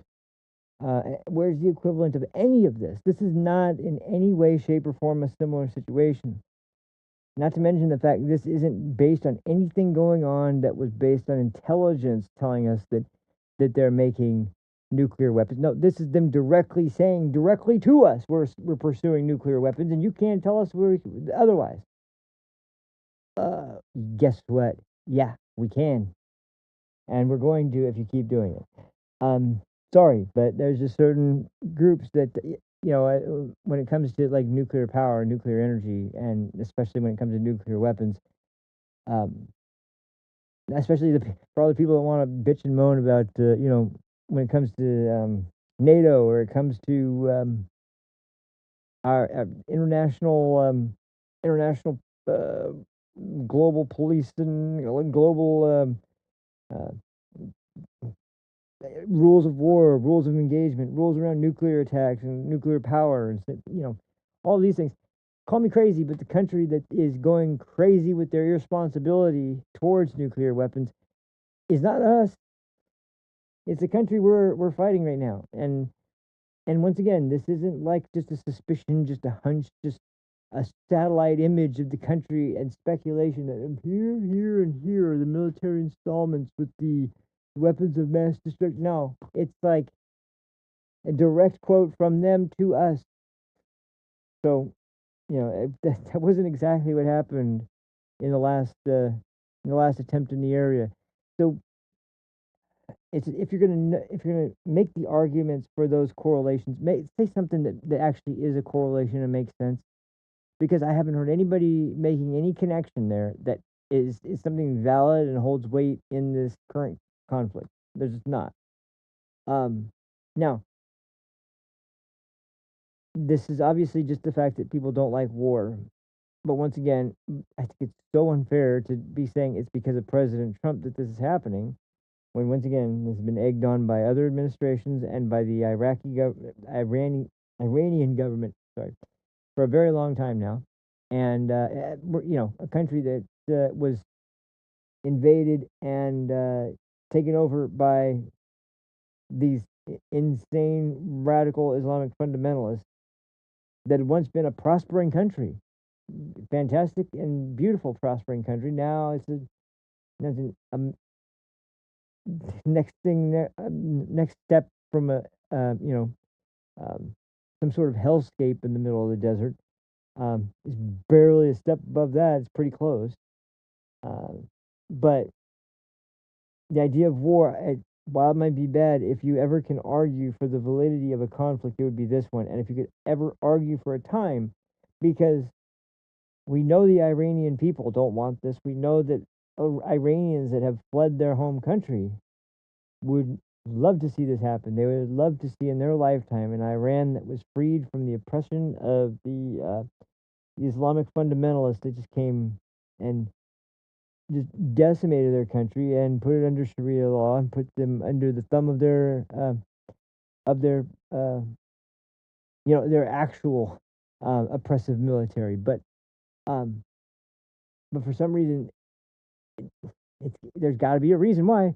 So let's watch this video compilation of everyone. I call this Tucker and the Tards because what you're about to see is everybody that I can think of to this day that was all coming out at the same time and condemning Trump for his handling of the situation, and just in general for going into Iran at all. So let's have fun with this one. Oh, and let me switch that camera actually over. So hold on.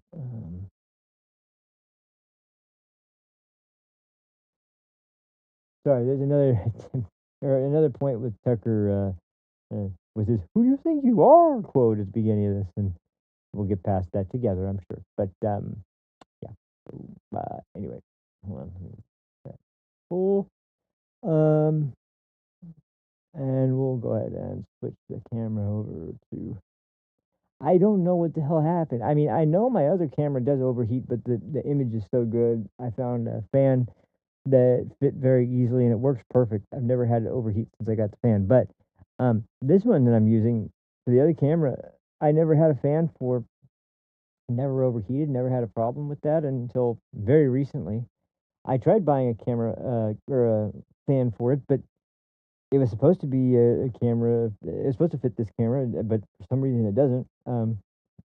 But I do have interestingly, I have a pair of computer case fans that connect via USB outlet instead of connecting to the motherboard of a PC. So, and it comes with a switch that allows you to control the speed of the two fans as well. So, and I have a 3D printer as well. And I just came across a document or a file lets you print off a fan holder and stand that can be tilted to hold certain size fans for computer speakers. Where am I looking? Oh, yes.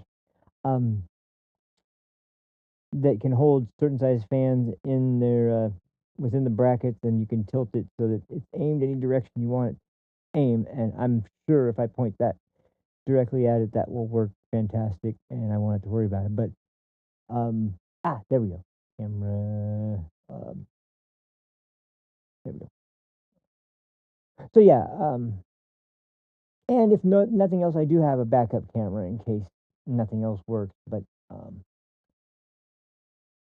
But I would prefer to stick with this camera. So anyway, okay, there we go. Now,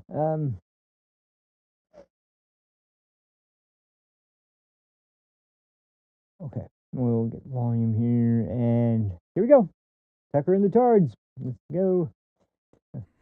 You're tweeting out the F word on Easter morning? This is the greatest con in history.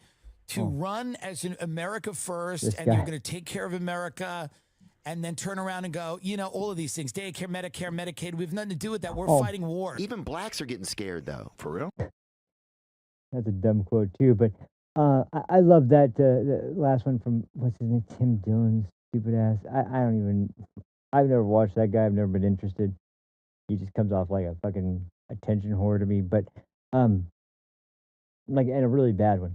But, you mean government funding for Medicare, Medicaid? And it's like, so you want more government funding? That's what you want? No conflicts to keep us safe. Less military funding, which, by the way, military funding is, one of the only places that gets anywhere near the level of funding as the out of mandatory spending. It's the top line item, but and it's because things like what he's talking about, those aren't considered mandatory funding. Those are optional funding because they're optional programs, and yet they become more important than mandatory spending, like Homeland Security and Defense. Jesus Christ. Anyway, go on, Theo Vaughn, and tell us your super deep, in-depth thoughts about this whole thing, about black people too, apparently. Yeah, but they're more scared of the Trump movement, totalitarianism and fascism. God. So obviously you're mocking the religion of Iran. Okay. If you seek a religious war. Look at the smug. But by the way, no decent person mocks other people's religions. Now, Disagree. How far they. Oh boy. He's like fully Jewish now, I think. Oh. He's just like, it's all of the Israelis. Sue if your feelings are hurt. Sue.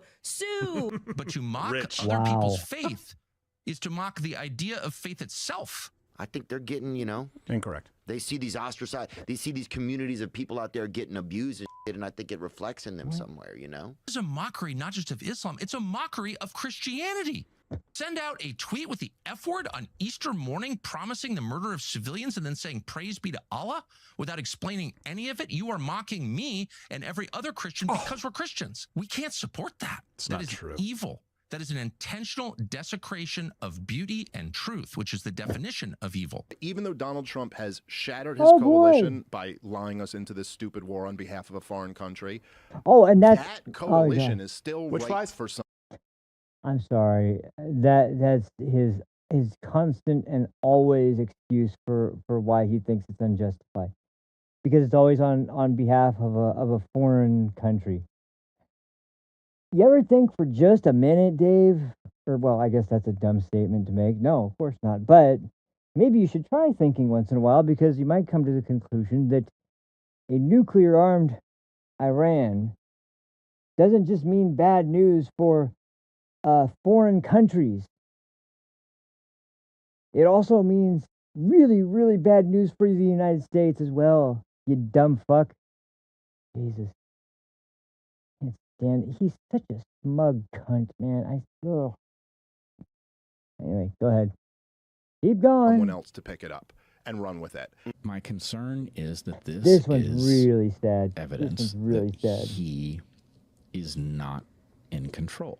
He Mm-hmm. is not in control as commander-in-chief of his own armed forces. Oh, that's This is the stupid. greatest about face in political history that I have really ever He seen. hasn't been saying Iran can have a More nuke than since the ever, 80s. it feels like theater. Nobody's been And more it consistent feels like than Trump. it's been theater for a while. And it feels theater. maybe this is crazy, but it feels like we're at the last cusp before something weird is going to happen. Didn't you say something weird might happen, Jamie? You could have a global nuclear war. That's why we haven't used nuclear weapons in 80 years. No one has. Because you don't know where it goes from there. This is insane. That's why This we're is trying to stop insane. It's hard to believe you even need to say this out loud. Yeah, but it you is. do. It is. It's really hard to believe. Because all things being equal, that's where we're heading. I hope Thomas Massey runs for president. Oh, I think, by the way, God. they're doing a big money bomb for Thomas Massey on March 30th. And I Fuck think him off. winning re-election in Congress is like the most Fuck important off. political election in the country right now. Sue them. Sue them. Everybody's just jealous of you. It's like there's something that's just so middle school about this. It's no. Yeah, there is, isn't we there? want to know who killed Charlie Kirk. So could you park aside the lawyers and get information? Yeah, I'll say one thing about this. This obsession right here, I've said this before. I don't even know if I said this on the show, but I've said this before to people for sure. There's some, if there's one group of people that's really glad to hear this, it's the defense for Tyler Robinson. Because with this constant, non-stop, never-ending crusade to find people who are really responsible for Charlie Kirk's death, gee, I don't know, maybe the defense could possibly raise reasonable doubt when you have one of Charlie's close friends, who, coincidentally hadn't been seen with him for over a year, I think, at that point. But regardless, one of his super, super duper close friends and closest buddies, talking about how she's not convinced that it was Tyler Robinson, or at least it wasn't only Tyler Robinson. Somebody was really puppeteering this thing, and it was probably controlled by the Jews, and it was probably Israel. It was probably Bibi himself, and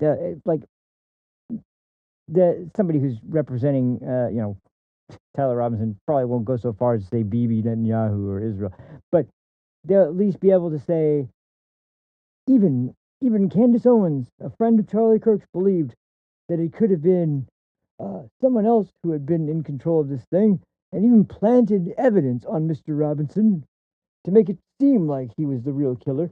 It's like, you do realize there is the case hasn't been settled. You know why people always say the case is ongoing? I don't want to speculate on it. And here you are, making theory after theory after theory with this convincing, super, super sure of yourself tone that I want to get to the bottom of what really happened. Maybe it could have just been exactly what we've been told and what it seems like is the actual situation. The guy talking about how there's just too much hate. Even if those were just staged tweets, or text, even if those were done to attempt to make his little fur fag boyfriend get off the hook without being the one who was blamed for some of the radicalization of Tyler Robinson. Even if that was the case, that doesn't mean that's not what he really believed. That he didn't really believe that Charlie Kirk was just too hateful and we need to get rid of people with that much hate. So I'm going to go and, without hate, go and murder the guy. But it's insane. The guy, you are so fucking dumb if you don't think that what you're doing is just ammunition for the defense to raise reasonable doubt it means the burden is on the prosecution to make sure that they have a airtight case. And when you have someone like this running around constantly, like I said, never stopping and never ending speculation on this person, that they're the ones who really did it, and every fucking time it's just like more ridiculous and insane than the last. And to keep saying I'm his friends, you're friends with the guy. Meanwhile, you've insulted his wife, everyone in his company, everyone he supported, and you just haven't insulted him, but you've also made it so that you're endangering the case against his murderer. How exactly close of a friend are you? How the hell do you call him a friend even? It doesn't seem like you're thinking of the best interest of either him, his children, his wife, or anyone associated with him. So maybe you should just shut the fuck up about it and talk about some other stuff. Or since you've made this your whole brand, just keep going. But I swear, if there was some case where, like, somehow there was a mistrial or or even worse, God forbid, a acquittal on the case, I would bet up front and center the main reason for that would be these unhinged rants we keep hearing from this stupid broad. I swear, but I haven't unloaded about this in a while, but I don't even know if I've done it on the show before at all. But this really fucking pisses me off. Because, like, if you care about Charlie at all, if you really, really care about Charlie at all, why the fuck are you trying to undermine the case against his killer? You know, the guy who has his rifle with him as he's jumping off the roof that we've seen video footage of. And, you know, we've pretty much got a good, I mean, poking holes in everything that's been said when it's down.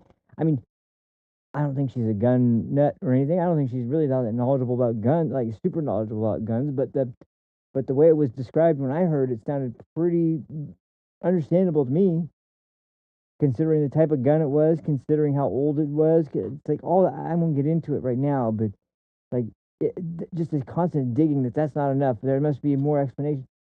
What if it is? What if that is enough? And where's something, anything, any hard proof that that's not the case? I'm waiting to hear it. I'd love to hear it because I haven't heard anything otherwise. But just keep going. Keep up the routine. See what happens. It makes me really nervous to hear that too. And I'm not kidding. I'm not. It's not like it's a. I'm not saying there's like a great chance, but once again, whenever you go into court, you never know. It can be a roll of the dice, and things can change the case very quickly. And something like this, something like someone who's constantly presenting this alternate theory that it wasn't really Tyler Robinson, it was really this recent shift away from being so supportive of Israel that got Charlie. That's the reason why. And of course, Trump now must be going to be, he's just Jewish now. What the fuck? What the fuck are you doing? What is this fucking insane ranting that I'm seeing? This is just such a, like, she's just been going nuts for a while, and this is just a seriously fucking great example of that. But I don't know, man. I don't know. It really grinds my gears. So keep going. For us, Tyler Trump, Robinson's parents no, you do. can't do that, That- can you? The Democrats and them in the midterms, that's Oh. a side issue now compared to existential threat. How do we 25th Amendment his ass? You know, you see That you know, there's is a lot right. of That right there really surprised me.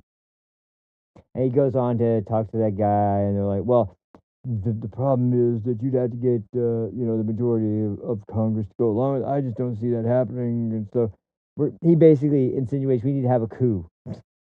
We need to stage a coup to remove him. And it's like, wow, okay, yeah, sounds like a great idea.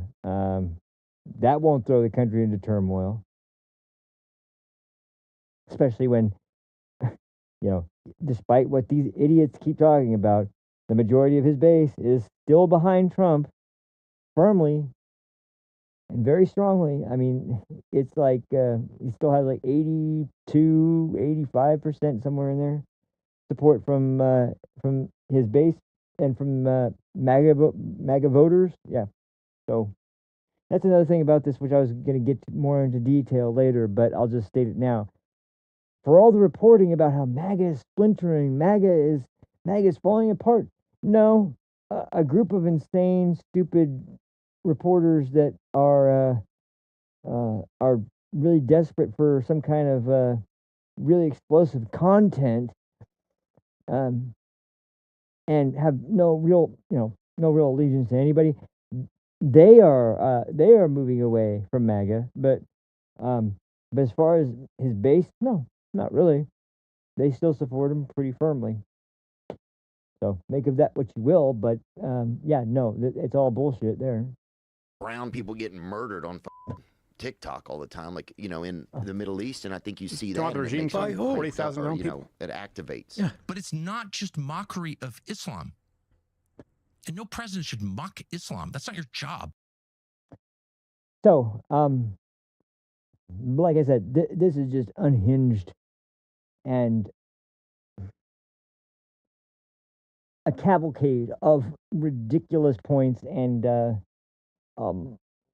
just like everything from bad arguments about how we should be funding all these Democrat programs instead of a war with Iran, who is trying to pursue a nuclear weapon to blow us all up, to it's all Israel's fault again. It's all the Jews and everywhere in between. I don't. I just don't know how this. It's not that I don't see how they have these positions. What I don't understand is how they have been posing to have this faith in Donald Trump that he's. And I've said this for a while now. I've been saying this part for a while, and I still think it's a position that I would imagine most people that voted for him hold. But I'm not thrilled. No one's happy. No one's thrilled about the concept of going to war. It's not like people go into war and say, "Yeah, we're going to war," but at the same time, I can totally understand the reasons why the decision was made, and if you've really been paying attention to Donald Trump, his administration, the picks he's made, the decisions he's made, the people in his cabinet that are still there and that he's fully behind, and the people he's endorsed, in in every decision that he's made, and how many times he's been deemed as a kook or as a lunatic or as someone who doesn't care about the country or whatever. With how many times all the freaking talking heads have been proven wrong and Donald Trump has been proven right. Steven Crowder said something really, really reasonable. Give it 3 months and let's see what happens, and I'll give you my opinion. I was like, that makes sense. I agree with that wholeheartedly. I also agree that maybe not agree. I would make the argument that because of how many times we've heard something similar in situations like Russiagate, or something similar in situations where January 6th, or even something like Charlottesville, every time we've heard something that was so damning of President Trump, he's never going to be able to recover from this, and yet he's recovered. He's made it back. He's made it past assassination attempts, which, by the way, I'll get to in a second. It's assassination attempts by who? Oh, yeah, Iran. But after all this time, after all these decisions, and after every single time we've ended up in a position where we've gone from, oh man, this is going to be a disaster, to, wow, look at how good everything is doing now. Wouldn't you think at least you should give the guy the benefit of the doubt? Don't you think he's at least owed that for a little bit, just to not ascribe the worst possible fucking motives you can think of, and maybe, just maybe, give him the benefit of the doubt for a little bit of time, especially when, once again, yes, we've lost 13 service members, and I'm really sorry to their families. I'm really sorry to their families, but they died as heroes, and I think every real American would say nothing but thank you for their service. Thank you so much for their service. And it's painful. But once again, we're talking about a death count here that is exceeded easily by several states in this country in just one weekend. I mean, what are we talking about here? Where are the mass casualties of American soldiers dying in this conflict? It's not. And you know what? If the situation were to change, if there was dumb decisions being made by leadership, if we were to see boots on the ground in Iran and they were going into dangerous situations to attempt to hunt down leadership or whatever, I don't know if I could. I don't think I could support that, and I know the American people aren't ready to support that either. But what's happening so far, and the only kinds of operations that have been suggested so far, have been low risk, high reward type missions. And once again, there's no hostility towards the people of Iran. The issue is the Iranian government, the lunatic mullah, and the freaking lunatic mullahs, and the insane supreme leader, and all the people in charge of the government there, and primarily making sure they don't have the ability to make nuclear weapons. That's been at the top of the list with the whole conflict. Because once again, while these people talk about Iran, they're not trying. There's been thousands of Americans murdered by the Iranian regime since their attacking and overtaking of the country. There's been thousands of Americans murdered, thousands constantly, and you could argue very easily any of the people murdered by Hamas, Hezbollah, the Houthis, any of their proxies that are in the area. You could very easily argue that those wouldn't have happened without Iran either. So, why wouldn't we be extremely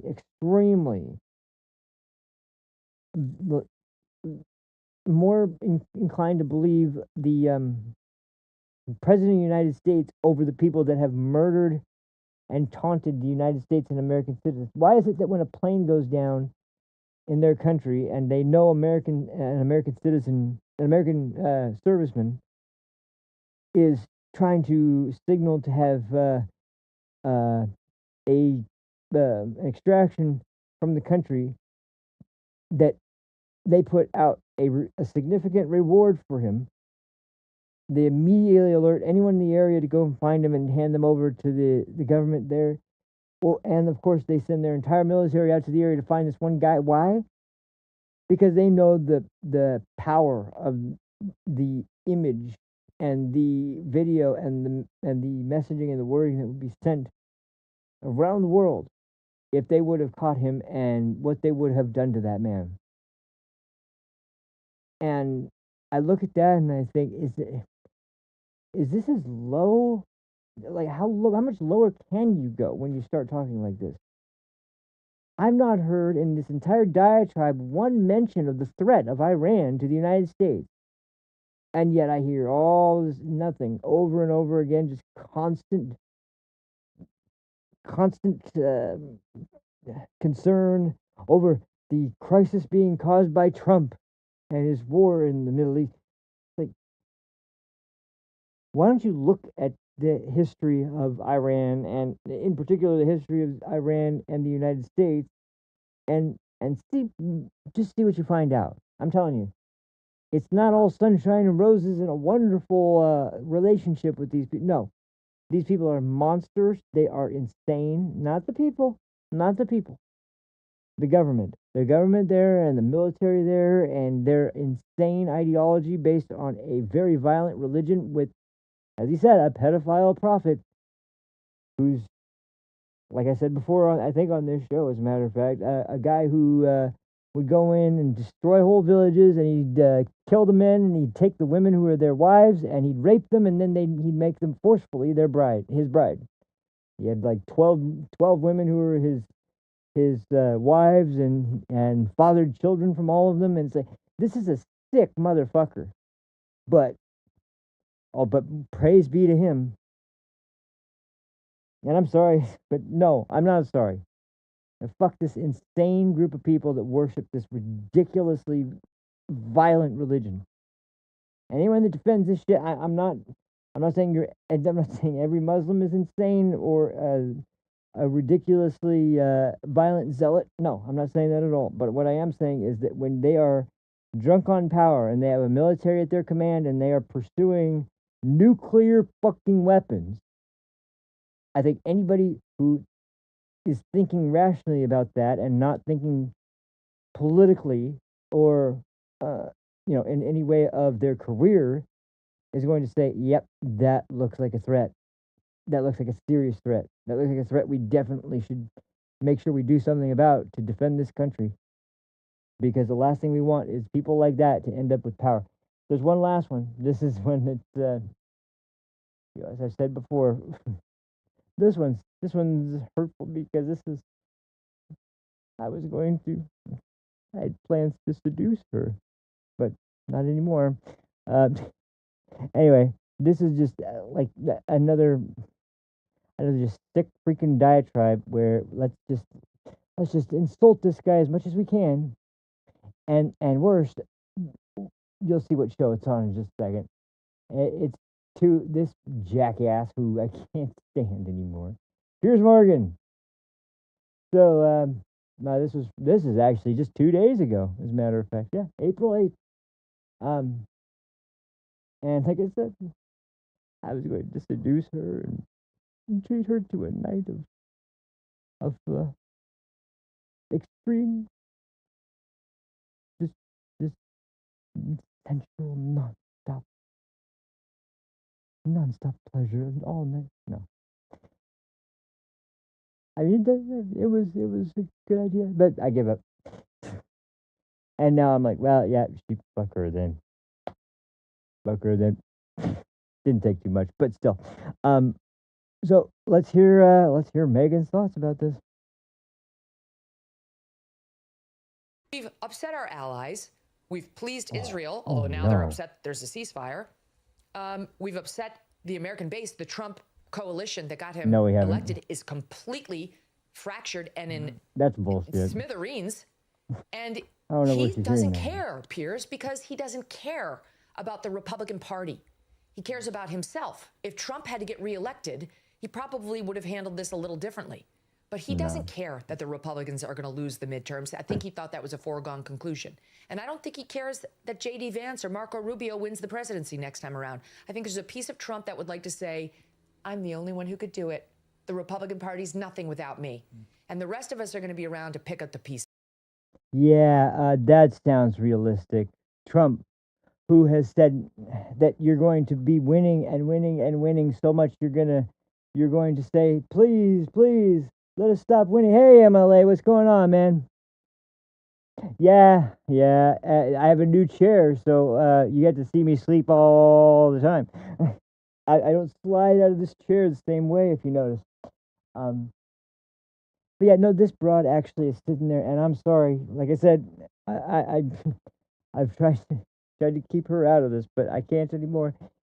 She's actually trying to sit there and accuse him of being this egotist that doesn't care what happens to the Republican Party, and he's picked between Marco Rubio and J.D. Vance, two of the only people I could see that would succeed him after he's had his 2 terms in office. I've seen him close the border. I've seen him do everything possible, even under the ridiculous conditions in these leftist cities, to use ICE as effectively and efficiently as possible to get rid of people here and dangerous people here illegally. I've seen him offer cash rewards to people who decide to self-deport to make sure that they have the means to take care of themselves when they get back to their country of origin if they decide to self-deport. I've seen him make decision after decision that has been in the best interest of the country, and then she's going to sit here and argue that he's just some narcissist that only cares about himself. Based on what evidence? Based on these ridiculous conspiracy theories about Israel? Just once again, the insane, like there's seriously this massive group of people, and you notice I wasn't going to go this low, but this is one of those things that came up in between the show I was going to do yesterday and the show I decided to do today, because I found this and I was wondering how I'm going to get it. I saw it on PBD's podcast. I've had my issues with PBD's show lately. I've been surprised. I mean, I've been really surprised. Adam has been putting some arguments out that not always on point, but I've been surprised at how many times I've found agreement with him, almost more than anybody else in the whole show. I've also been surprised with times that people who are usually more older, grounded, and know the history of situations are completely ignorant to what's going on. I have no idea the history of the region. I have no idea the history of our relationship with them, and actually sound fucking stupid as hell by comparison. But Adam, on the other hand, has surprisingly been on point pretty much with his reactions to what's been going on, and I'll just say that, man, at the bare minimum, at least we've got we've got one hell of a group there that seems to be able to get things right. They're hit and miss, but one thing that is also annoying is sometimes there's interruptions constantly while he's doing his thing or someone else is doing their thing. But overall, I don't completely write them out. There's times where I disagree with them. There's times where I agree with them. But this one is just them reading the Truth Social post.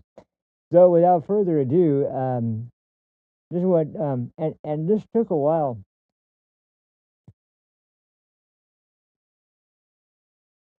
It took a while before he finally decided to post in response to these you know, this splintering group of MAGA people. And this is a jab, not a jab. This is a tweet, a post where he's taking the gloves off and he is going in with a haymaker on all of them. It seems like this is like his attempt to just go in, throw out a haymaker, smash them, and just leave that impression out. And you can argue, yeah, this might be a little overboard, it might be a little extreme. But to me, there's a deeper point here that I will discuss when this is all over. Now, this is a lengthy post, so be prepared if you haven't read this yet. But I'm going to play the whole thing because I think it warrants a look at it, because I don't think I've ever seen President Trump post this long in response to anyone that was criticizing him or his administration or anything like that. So this is, like I said, you might be able to pick them out what I'm going to say, but like I said, it's not really the attack specifically that I'm looking at. It's something else. So if you can kind of pick it out when we're listening to this, and then we'll go over it when it's over. So here we are. This is Trump's reaction to the dissidents, we'll say, and from the dissenters from the MAGA movement. So let's check this out from CBD Podcast today. I think it was today. Yeah.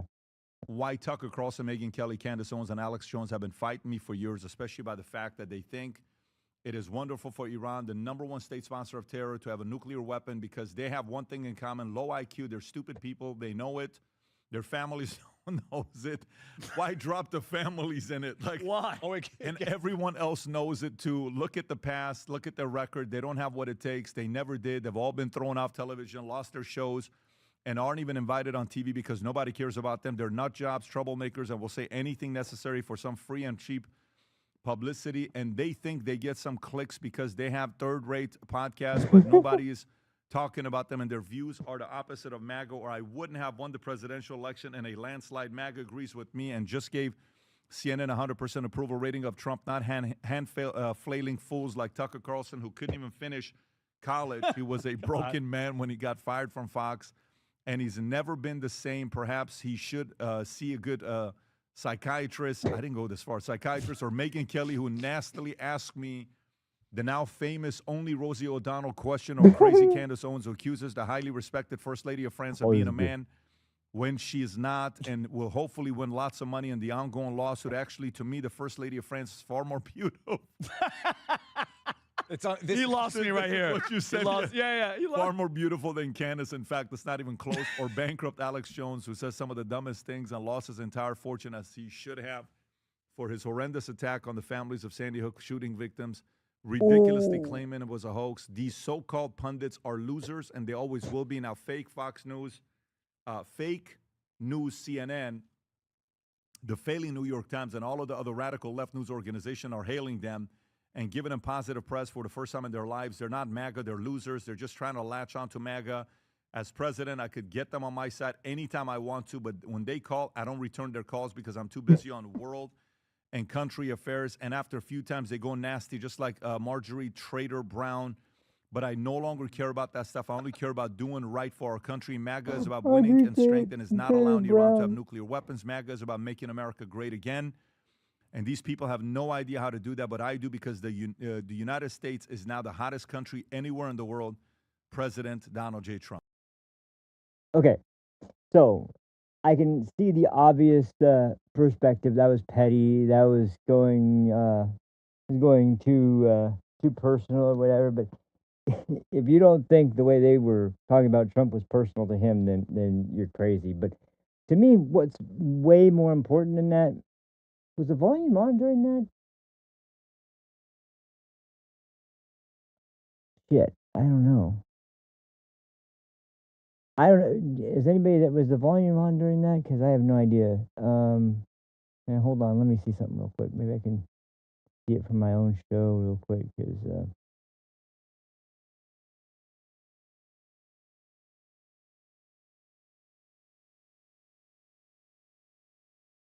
oh yeah, it was on. Okay, all right. Sorry. So anyway, like I said, I think there's something deeper here that really is. Oh, hold on. There we go. Okay. You notice how with each one of them, he mentioned something that's going on specifically with them that they've been embroiled in. That's something that they've made some kind of decision that has been either, you know, career threatening, career ending, or has put them in extreme financial um, or political jeopardy in one way or another. Like, for example, Tucker getting fired from Fox, and like, because when you look at the situation, nobody thought that was going to happen. Like, nobody thought that was. Tucker was like had the most watched show on Fox and was considered by most people the best, and the only reason to watch Fox. You look at I don't remember exactly Megyn Kelly's. I don't remember her job history as far as like when everything happened and moved to what network at what time. But you know, she lost all the jobs she was at several times over, and then there was Candace who decided to insinuate that Bridget Macron is a man, and the Macrons decided to sue Candace Owens, and um, the idea that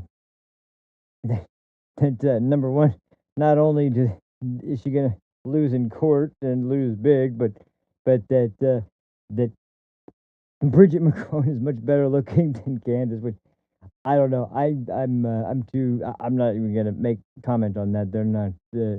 I'm not really personally thinking either one of them is particularly all that great looking. But I will say, I mean, Trump is. Hey, Melania. I would say there's no contest with any of them. But then you got Alex Jones, and this was the most interesting one at the end, where he mentions because I'm sure Alex, he lost all of his money to all the lawsuits that were raised against him. Now, my point in going over all these is why is he taking this? Well, if you want to be close with the president, you want to be friends with the president, President Trump, and you want to support him, or you want to continue a friendly relationship with him, that's, hey, cool. He's going to be one of the, from what it sounds like, he's going to be one of the most supportive and best friends you can ever have. But if you're going to take the road of going after him for doing what I mean, it's not like he doesn't think that this is going to be something that is in 100% the best interest of the United States. He wouldn't have done it. I can tell you that for sure. There's no situation I can imagine where Trump goes into war thinking of himself and his legacy. That's the antithesis of a reason to go to war.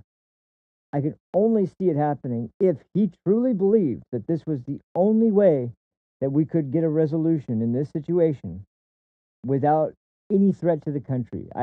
There's no way that wasn't the case. Now, with that in mind, you're going to attack him because he's in the pocket of Israel, or he's making reckless decisions, or he's just doing this for whatever, and he doesn't care about the Republican Party or whatever. It's all just like, it's so freaking just like grasping at straws almost for some reason why Trump suddenly has decided to go completely out of America's best interest. What does seem kind of, a little strange is like these people worked in broadcast media, and I was just talking to somebody about this. The idea of being in broadcast, we've seen this in other industries. If you're, I hate to say this, but if you're into gaming at all, you have seen this before for sure. People who were in the AAA gaming industry, people that were in the most well known and highest profile, biggest budget game studios that are out there. And a lot of those people that end up leaving because of creative differences, because of financial issues, whatever it might be, a lot of them decided to leave. And then there were some that, many, as a matter of fact, that started their own indie companies and relied on crowdfunding or Kickstarter, Patreon, sometimes different crowdfunding sources to launch games that were they didn't own the rights to a lot of their even their own creations, which is really sad. But they started up game companies that would make games that were, in essence, spiritual successors to their original IPs that they came up with. Now, some of them had some real issues. They had ways to fund their projects that were really sketchy, to say the least. They had some of them that seemed like just straight up schemes and scams, some kind of weird attempt to replicate what had worked for the big budget game industry and that market versus what works in the indie market. And if you see successes in the indie market, you'll see games sometimes made by one person even. Like there are people that are exceptionally talented developers in the gaming industry. One guy or one person just making money, making a game takes a long time to make a quality product with just one person, but they do manage to pull it off in some cases. They do manage to pull off some exceptionally. There's a game that just came out, Road to Vostok. Guy's been working on this for 10 years. And right now it's sitting on a very positive response from the community. There's also, I can list one of the most high profile and one of the biggest successes.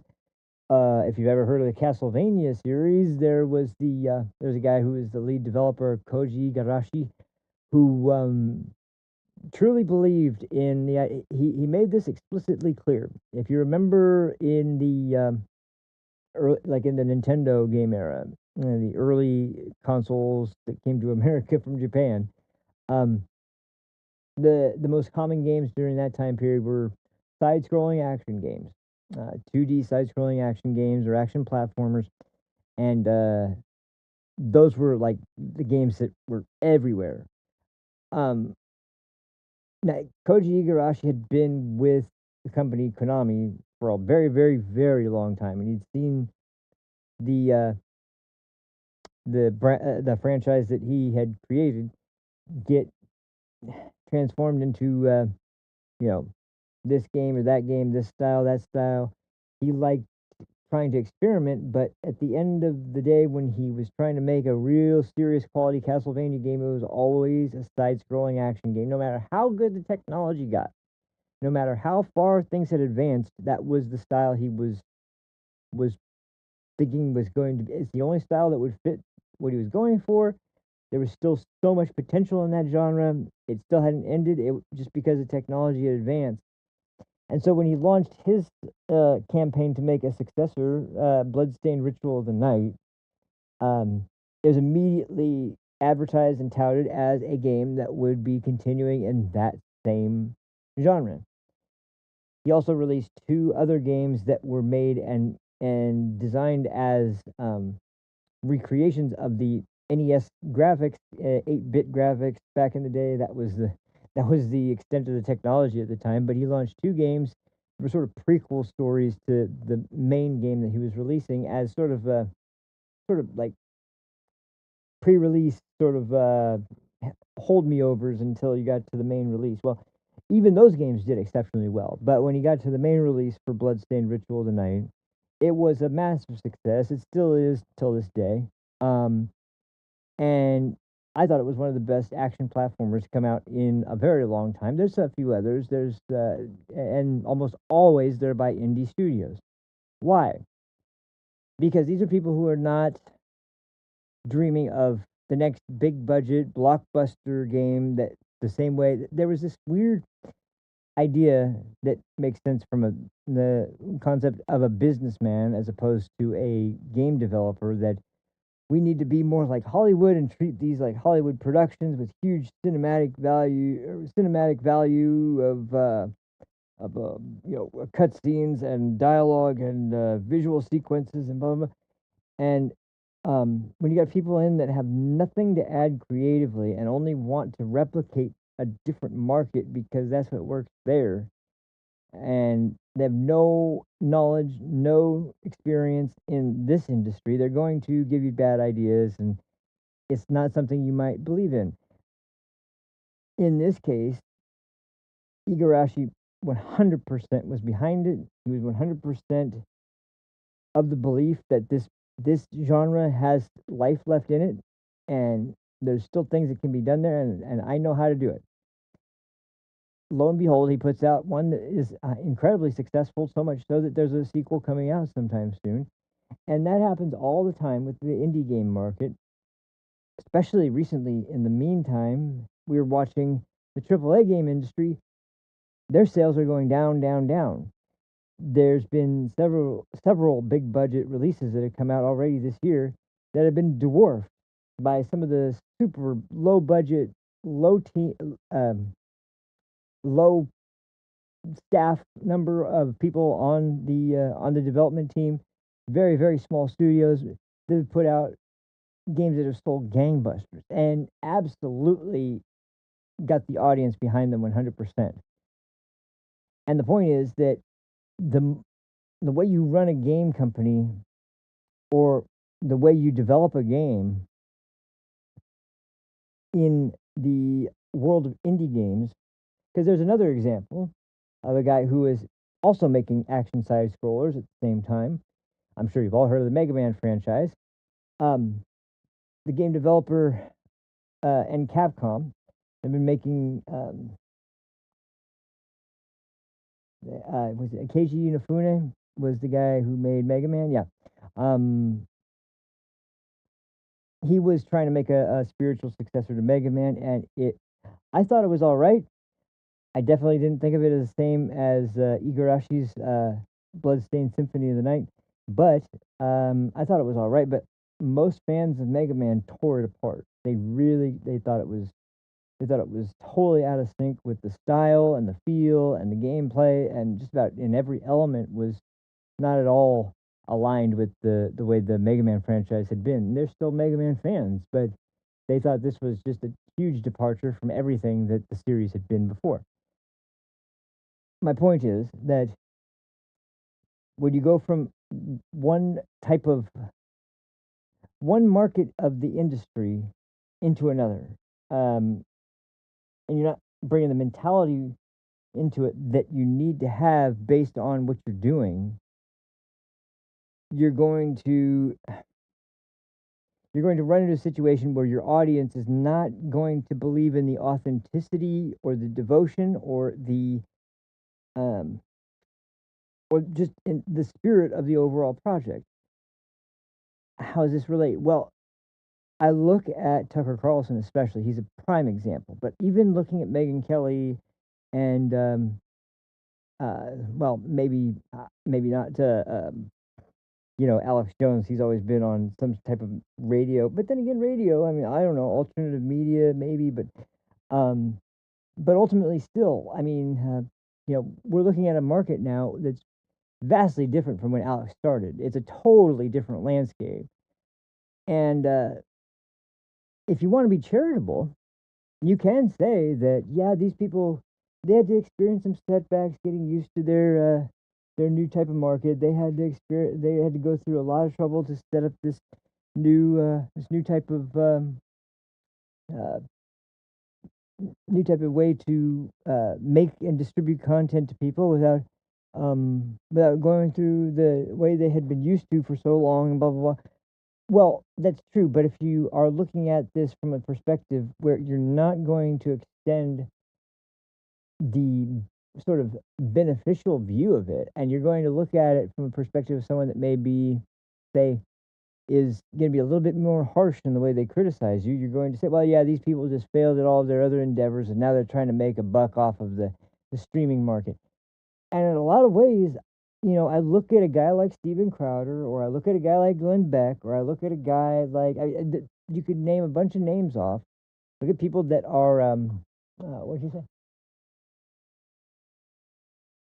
Yeah, to an extent, but it's they're making totally different stuff now. I mean, they've lost Metal Gear, they've lost Castlevania, hell, they've lost freaking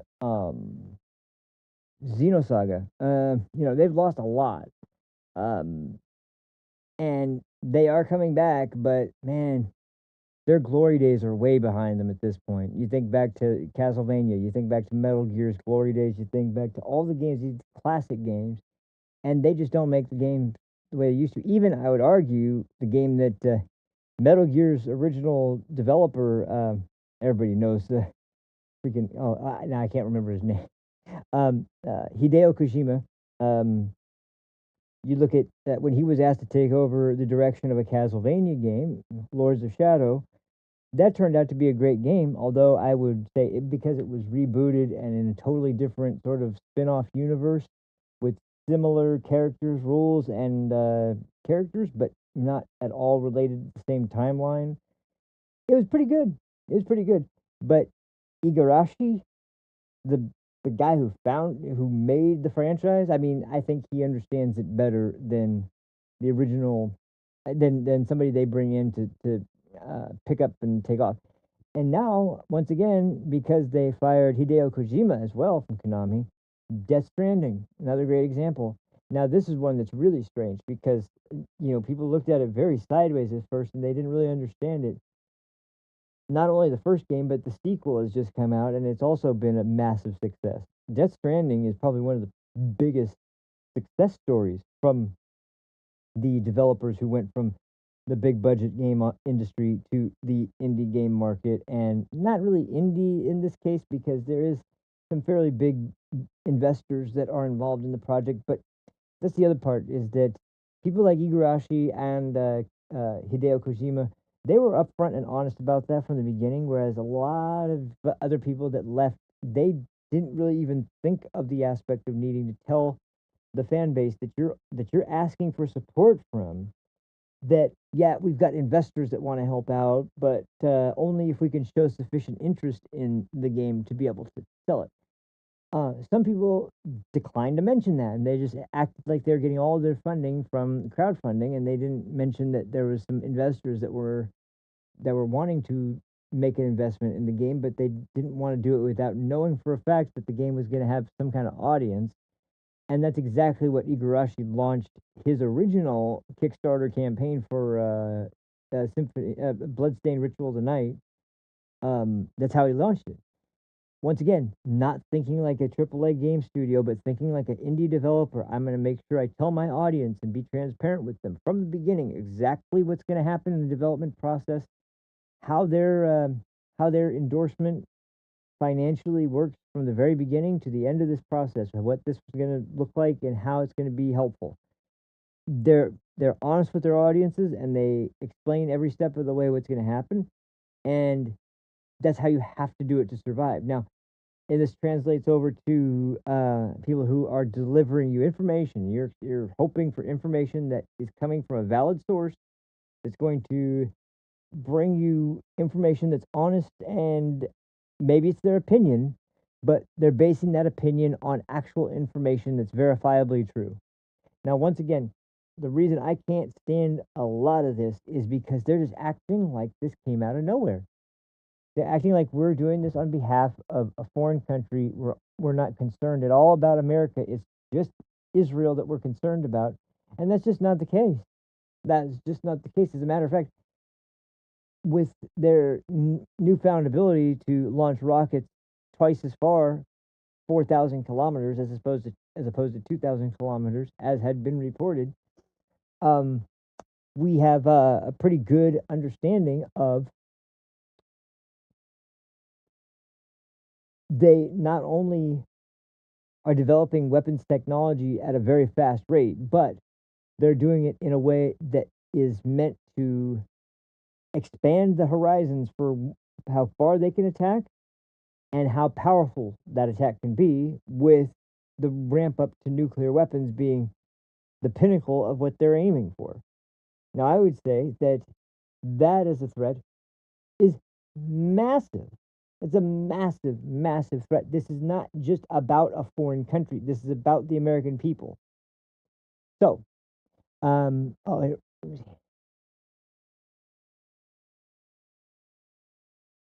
Oh, it's brilliant. It's brilliant. I like it personally. I could see where people were turned off. I mean, it's a big departure, but I think it's one of the few Silent Hill games that is not lagged by Team Silent, that works very well for what it does. Now, I will say that it is a departure, like I say, from other Silent Hill games, but so many other games in that Silent Hill is such a train wreck in some cases. Like, there's been so many games that released that were just awful. But that's not one of them. That game is very good in its own right. It may be something seen differently compared to the rest of the series, because it's not like I said, Team Silent was such a, like, that was lightning in a bottle. I mean, it was such a wonderful team that came along based on a group of people that Konami didn't know what to do with. They'll just stick these people together, and they managed to make Silent Hill one of the most iconic horror games ever made. And just when they're hitting their stride and they're making, they make 3 games in a row that are freaking received incredibly well. They're on the 4th one, which I had totally underestimated for a long time, but Silent Hill 4: The Room, I actually really like that game now. But after that, there were some mild successes. I think that Downpour was kind of underrated, but there's been very few games that were really successful since then. F is another one that just came out, but I don't think anyone can ever match Team Silent in terms of bringing that series to its apex, which is why they just, at the same time, almost, just a little bit before that, released the remake of Silent Hill 2, and this time they actually included the original voice actors, which was kind of funny considering what they did before. But anyway, to bring it back to the news example, when we're discussing this in terms of people who are going to bring you the news, we have to bring it from the perspective of people who you trust are doing it, not from, like I said, they can show you examples, and they can show you what's leading them to their conclusion. And if you can see that and believe that it's reasonable to reach that conclusion, then even if you disagree, you can usually accept it's a pretty honest argument. When you start looking at it from perspective of this person is saying this because they just do not like Donald Trump, not because they actually have this serious belief that is credible, that Israel is really just behind all of this and they're just puppeteering Trump to do what they want. I don't see how that is something that has got people so convinced that that's the reason why the decisions are being made. And it's almost laughable because we're talking about Donald Trump here. You remember what if anybody remembers the issues that happened right after the ceasefire was declared with Gaza, where Israel was getting a little too aggressive again, and he called, and he basically, from what I've heard and from what was reported at the time, he really left through the fucking like, what's the best reference I can make? I guess he just he laid down the law essentially. It's like, nope, what did I say? You're doing this, and knock it the fuck off. Like, he was not going to have anything threatening this ceasefire between between Hamas and Gaza and Israel.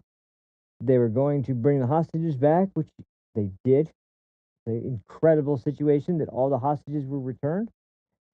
And they weren't going to attack Gaza, and they were going to come up with a way for them to finally leave the area. Now, I totally understand from Israel's perspective itself why they have the issues they have with the proxies to Iran in the area. It like I said before, the people of Israel having to live under the threat of constant rocket and missile fire. October the 7th, a great example. But once again, I have full confidence that Israel will be able to successfully fight off their enemies on their own without intervention from America. This conflict that we're having, this war that's going on with Iran right now, is going on based on their actions and their decisions to threaten the U.S., telling us, we're not going to give you our enriched uranium. You couldn't take it from us when you bombed us. We're not going to give it to you now.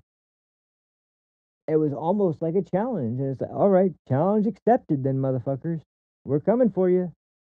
And then they act shocked when we come in and we attack their supreme leader and we attack their infrastructure. We attack places where their military assets are, where they're going to get their logistical information, where they're going to get all of their material that's valuable for weapons manufacturing. We're going to go after those targets. We're not going to directly attempt to harm the American or the Iranian people. And that's the other reason why, and I still question this, when you have a military base and we attack that, and then you immediately go and report on the girls' school right next to the Iranian military base.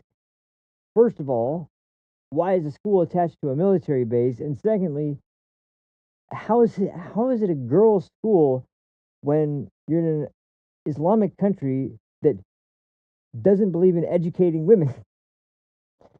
Like I maybe I'm way off the mark on that, but when exactly was it that, because I remember when we left Afghanistan, one of the biggest changes immediately was all the girls and women going to schools in that area were immediately stopped. They couldn't go to the schools there anymore. They were beaten if they tried. It was a disaster. It was completely and totally, it was so hard to stomach. I remember a video, I've talked about this before, of beating that was going on. You couldn't see anything because it was from an area that was behind some walls and fences, and I think there was a house in the way. But you could hear the sounds and you could hear the screams, and it was incredibly, it was stomach churning and it was heartbreaking. It was absolutely difficult thing to hear, but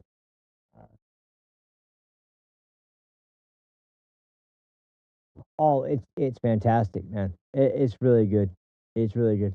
I'll talk to you after the stream about that if you want. Actually, I started playing a little bit, but anyway, yeah, that was one of the things that was crazy. But like I said, if that's part of the Islamic, Islamic doctrine under Sharia law, why are we? I mean, it just seems to me like something about that really smells bad. I don't understand it when, not to mention I don't understand it when, it's fine for you to kill your citizens. You killing your citizens on purpose, that's totally fine.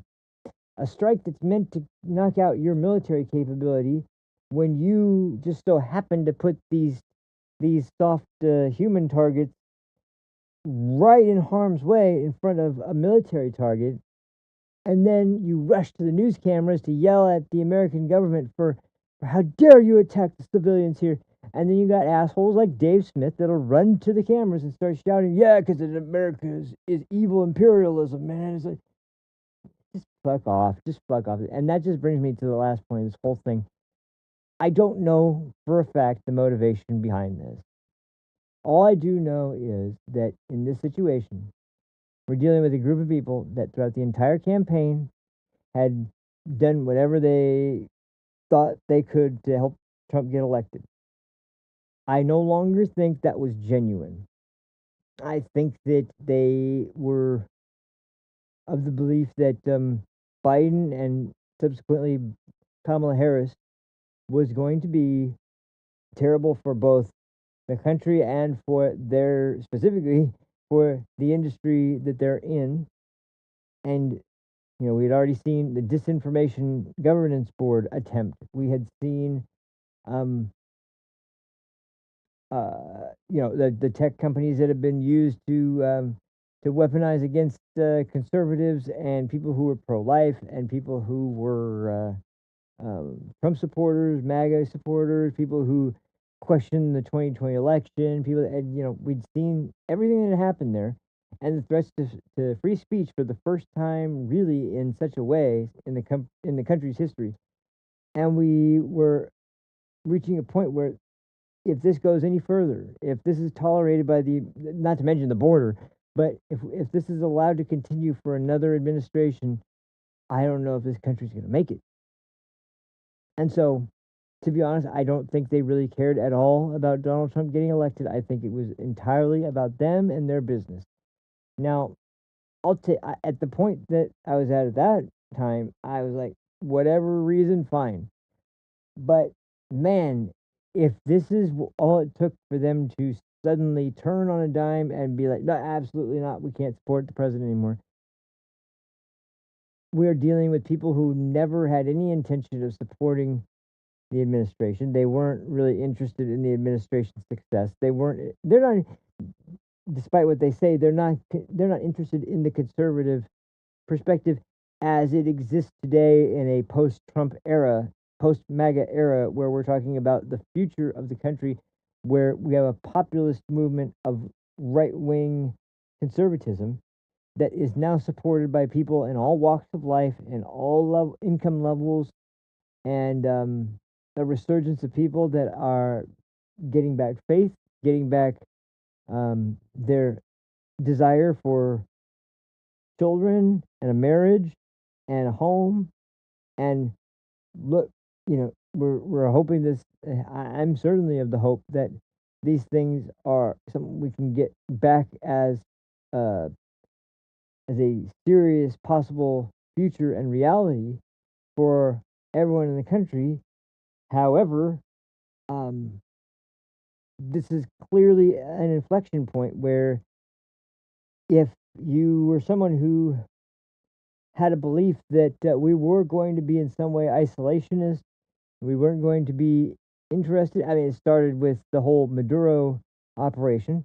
Actually, to be fair, if you want to know when really this administration started, it started not just with the deportations, but the drug boats that were being bombed. And we had the left flipping out saying, no, they're just going fishing. They're just going fishing in their boats with 3 engines on them that are flying through the freaking Gulf of America at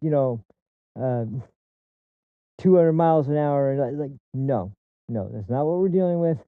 We're dealing with boats that are stuffed to the brim with God knows what and how many narcotics, and we're blowing them up and sending them to the bottom of the ocean because they don't seem to be taking the message seriously. And that's probably one of the biggest and the most important aspects to the current administration, is they're making sure that people take them seriously this time. And as far as the tweet about a civilizational ending, it was probably ill-advised, obviously, to word it that way. But anybody that's been paying attention to the situation should have been able to deduce in good faith that what he's talking about is the country is no longer going to be under the boot heel of an oppressive regime that doesn't give a shit about its civilians other than to use them as human shields for any threat that comes to them.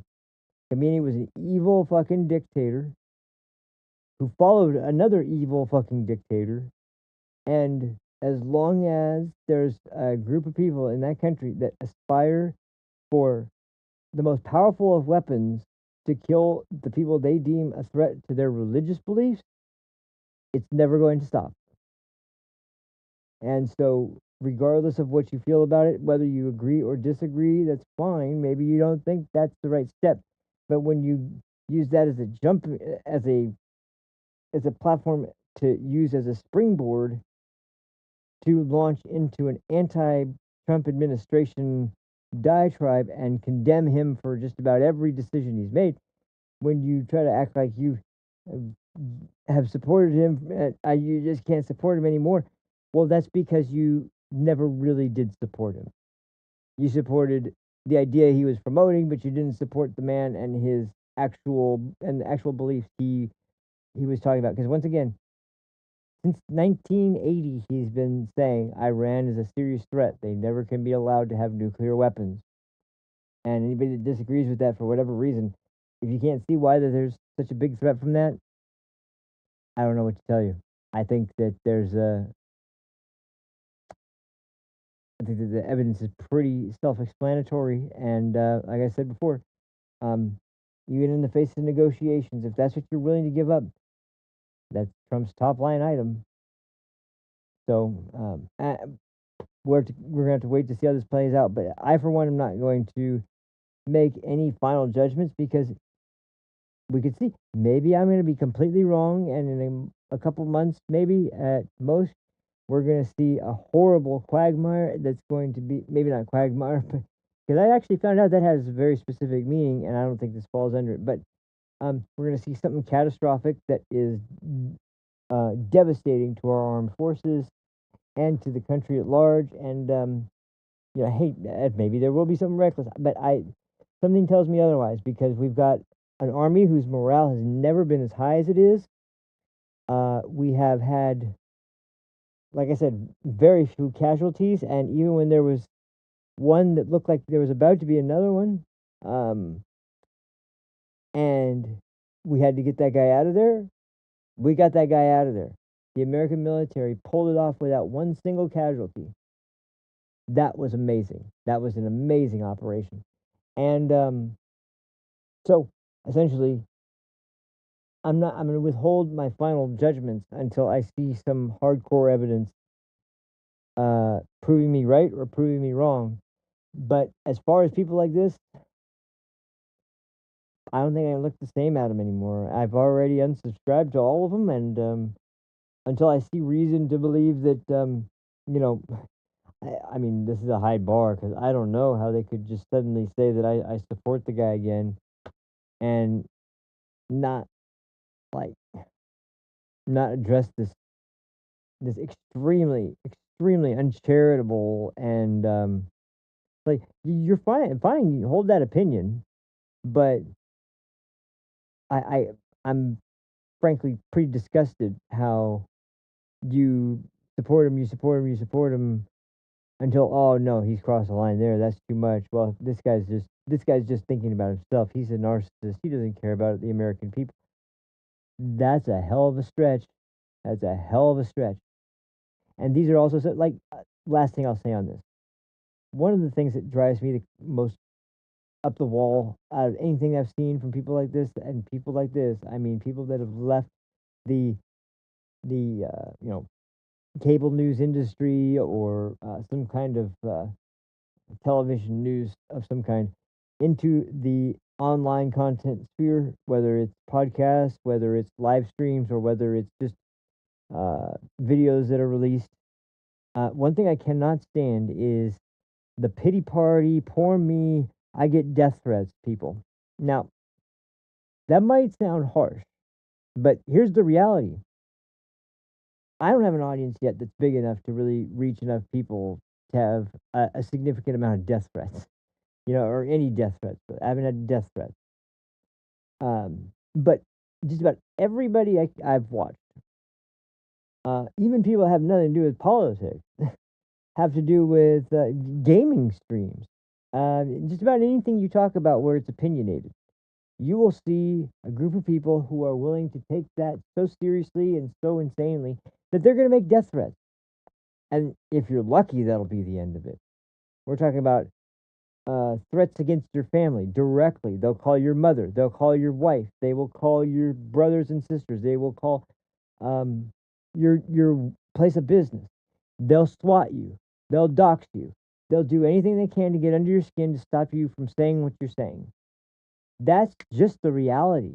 That's what streamers and creators have been dealing with online for decades now. Sorry, you who are having the cushy position of working at a industry where you have this big, wonderful building and all these people there in security. But that's what happens when you go online. It sucks, I know.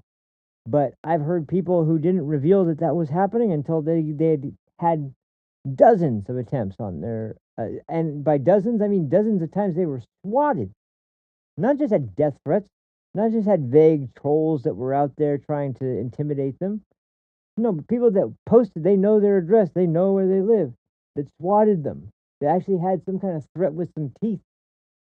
Now, I know there was that incident with Antifa and Tucker Carlson, where I can kind of relate there to the idea that we're seeing with a lot of content creators, but I still get, because for the people that I watch and I've seen, they don't talk about that all the time. They don't act like martyrs because they experience the same thing every content creator experiences. It's a really ugly thing, but unfortunately, this is a situation. Well, okay, you have to make a decision. Do you want to create the content or not? Is it important enough for you to continue or not? Because no one's out here to save your ass. You have to make your own decision. Are your ideals strong enough to keep the content going? If they are, then you're worth following for me. You're worth supporting for me. But if you have to complain every day about the death threats you get, maybe this isn't for you. Maybe that was why cable news was better for you. I'm not using that to try and criticize anybody, but I'm just saying that once again, this has been a fact of life. It's just reality. This is just the way it is. There are people out there, no joke, that will, if they're on a forum online where they organize trolling campaigns, they organize groups of people for, mass spamming of someone's live stream or their show that they have. There's been groups of people that will organize campaigns to spam a chat with 1488, swastika, swastika, swastika, Hitler, Hitler, Hitler. And they do it not because they're white nationalists, not because they're neo-Nazis, not because they have anything to do with Nazis, but because they are trying to fuck with the streamer. They're trying to fuck with the stream. They're trying to get it taken down. That's the reason why. Now, if you open yourself up to that, and you allow it to get to you, you allow it to ruin your stream and your reputation and everything else, that's because you don't understand online content creation. I'm not saying I'm a master at it, but that's why I've said time and time again, if I fall asleep like an idiot in front of the camera and and end up in a situation where I accidentally have a 9-hour long stream that I was only awake for about an hour of, okay, make fun of me. That's fine. I don't mind. I know because of my personally held beliefs that there'd be plenty of people if my name was out there a little bit more that would be immediately chomping at the bit to send some kind of death threat to me or whatever. I know what I'm getting myself into is the point. This is the type of path that you can only really get on if you are really willing to deal with all the negative consequences that go along with it. And if you're not, then you're never going to stop those threats. And your audience is not here to pity you. They're not here to be concerned for you. They're here to listen to your show and enjoy it.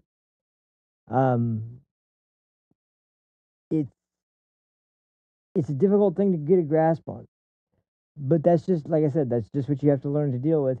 And if you can't, once again, going back to the point, they will pretend to be, if you mention on a stream that you just get triggered as hell by feminists, or you just get triggered as hell by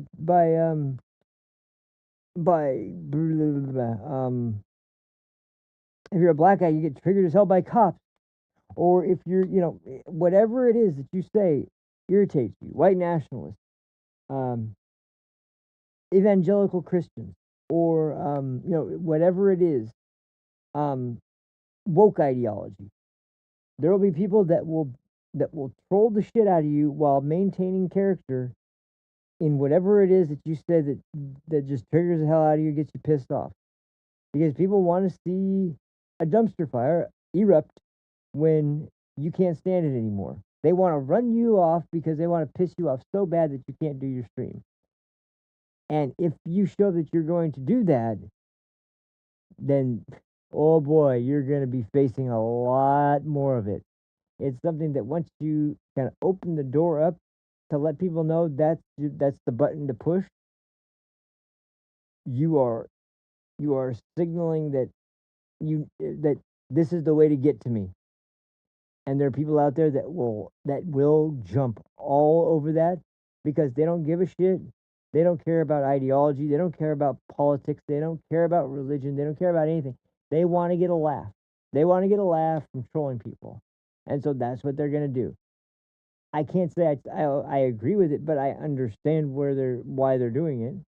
Some people out there take themselves way too seriously, and they take their content so seriously that they think that it needs to be pristine and kept under no kind of criticism or people mocking them at all. And you're just going to have to grow a thicker skin.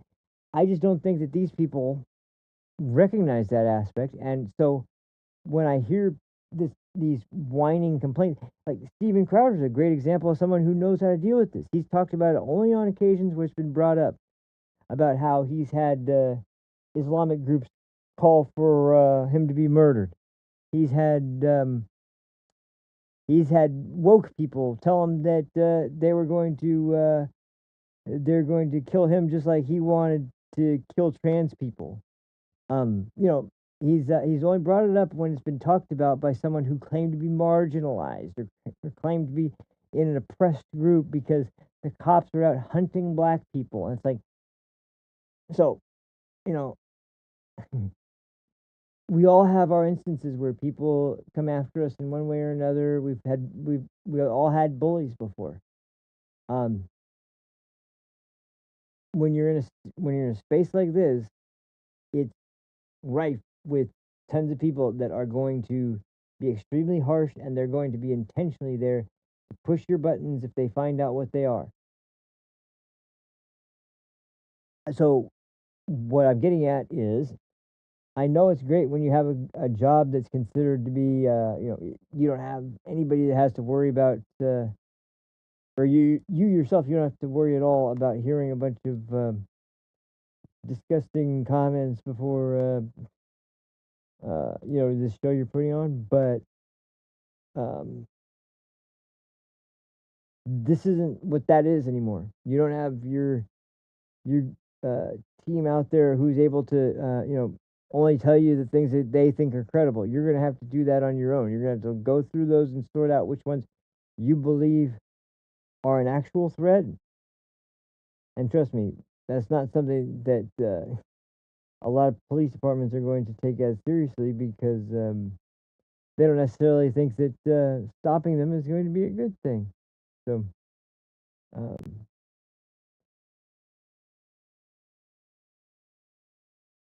but anyway, that's just, I can't say it any better than that. It's just that they can't, you can't put them in that environment and then expect everything to be sunshine and rainbows when that's the Wild West aspect of content creation. Now, I think, to me, that's something that is a huge opportunity. If you can have the humility to have a little self-deprecating humor every once in a while. If you have a sense of humor about it, then there's probably a way that you can operate while navigating through that sort of thing. But if you're the type of person that has to tell everybody that that views your channel every time you have a show, and you have to be talking about it every time because it's super important, then you're just not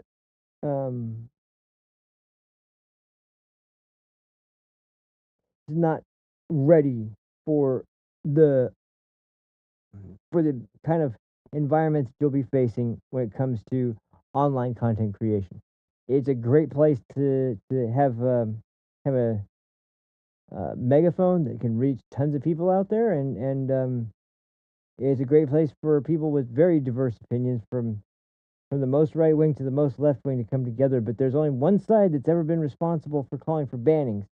And I would suggest, if you want to keep it that way, the people on the so-called right, I guess, that are convinced that we need new laws protecting their precious widow pages, then once again, I don't know if this is the business for you.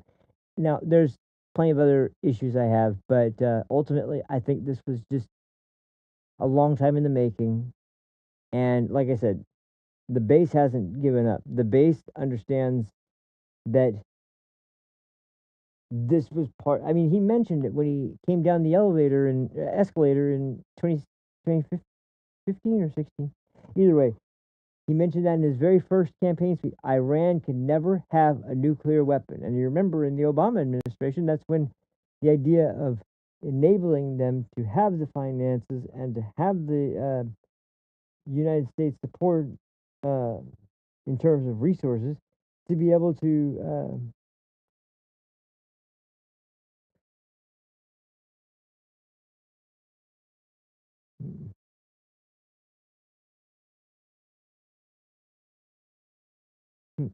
anyway, I'm sorry. I'm trying to think of the best way to put it. Maybe I can't put it any way better than that. But I don't know. Ultimately, I just don't see like a Crowder, like here's another good example. Like, let me see. Let me just do something real quick, and I think this might be the best way to sort of sum this up. Give me just a second, and we'll kind of go through this.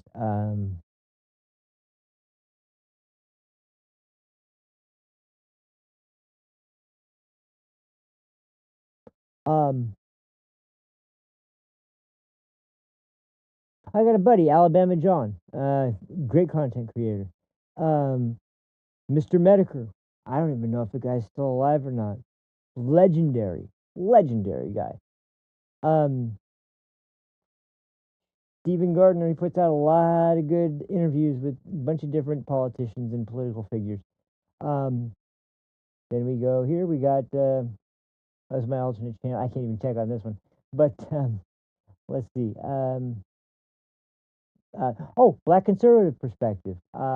Great channel, excellent channel. Always been only on social media. Let's see. Anybody? Liz Wheeler from Blaze TV, another great creator. These are people that I'm sure, I can guarantee you, these people have had death threats all the time. I've not once heard them complain about it or make any statement asking for sympathy or asking for support because of all the mean people out there. They suck it up and they deal with it, and they deliver their show to you. That's the mindset you got to have. That's the mindset you got to have. And especially if you're going to go after the president, who's, once again, his base has not been convinced by the likes of Tucker Carlson and Candace Owens to abandon Donald Trump because they say that it's wrong to attack the religion of Islam for the American president. Sorry, he didn't attack any religion, by the way. He attacked the leaders of Iran. So, once again, the only point is just that they don't really think like the kind of people that are genuine content creators who are there to put out a message they truly believe in. They act like people who are working their job, trying to make a buck, and that just happens to be the place where they are doing their show. It's disappointing that this is what it's come to, but I just named off a bunch of people that I have no problem watching instead. And anybody out there, I can't tell you what to do. If you still like their content, watch it by all means. But if you are looking for something alternative, just know there's plenty of people out there that put out really good stuff that is, as I said, I can't recommend Crowder enough. And he was supposed to be doing that debate tonight against the professor, I think. I don't know if that was actually going to happen or not. I'm going to have to check into that. But yeah, that if the school actually managed to pull off blocking that, that's going to be a real fucking travesty, because finally got a professor who was very nice guy, super friendly, and had his mind in the right place as far as a debate between the left and the right. But the school didn't seem to agree with that. So if that went through, awesome, and if not, that's a damn shame. But I'll have to check into that for the next show. In the meantime, that's all I have to say about this. Sorry for kind of going around in circles there for a minute, but it's kind of hard to know exactly what to say about this situation. I've been kind of trying to get my feelings organized into a sort of solid and concise opinion, but I think that's a pretty good solid way to wrap it up. Next time I'm finally gonna be able to try and do, I think, my episode I've been planning for a while about what the ICE operations have really been like, and who they're actually going after, and by contrast, what has been put out by the left as propaganda for how evil ICE is going after these poor people, and just what bullshit that is. So hopefully, I think I'll be getting to that on the next episode. If nothing else wild happens before then, but I can't put that by anything that's going on these days. Who knows? But until then, I'll try and figure out what it's gonna be. But thank you again for watching, everybody. I really appreciate it. Sorry for yesterday and this pass out. By the way, once again, if you feel like I know you guys, as I said a million times before, time is very important these days, and I thank you guys so much for giving me your time to watch the show tonight. But if you do feel so inclined as to help out financially with anything, there's a PayPal link below. But if you're on Rumble, there's also the Rumble wallet, which I think is awesome. You can buy crypto and use that to tip, or if you already have crypto, you can tip directly through the program. There's a link right below this video you can use. Otherwise, regardless whether you do or don't, thank you so much for watching. I will see you on the next one. Until then, take care of yourselves and have a great night. Peace. In 5, 4, 3.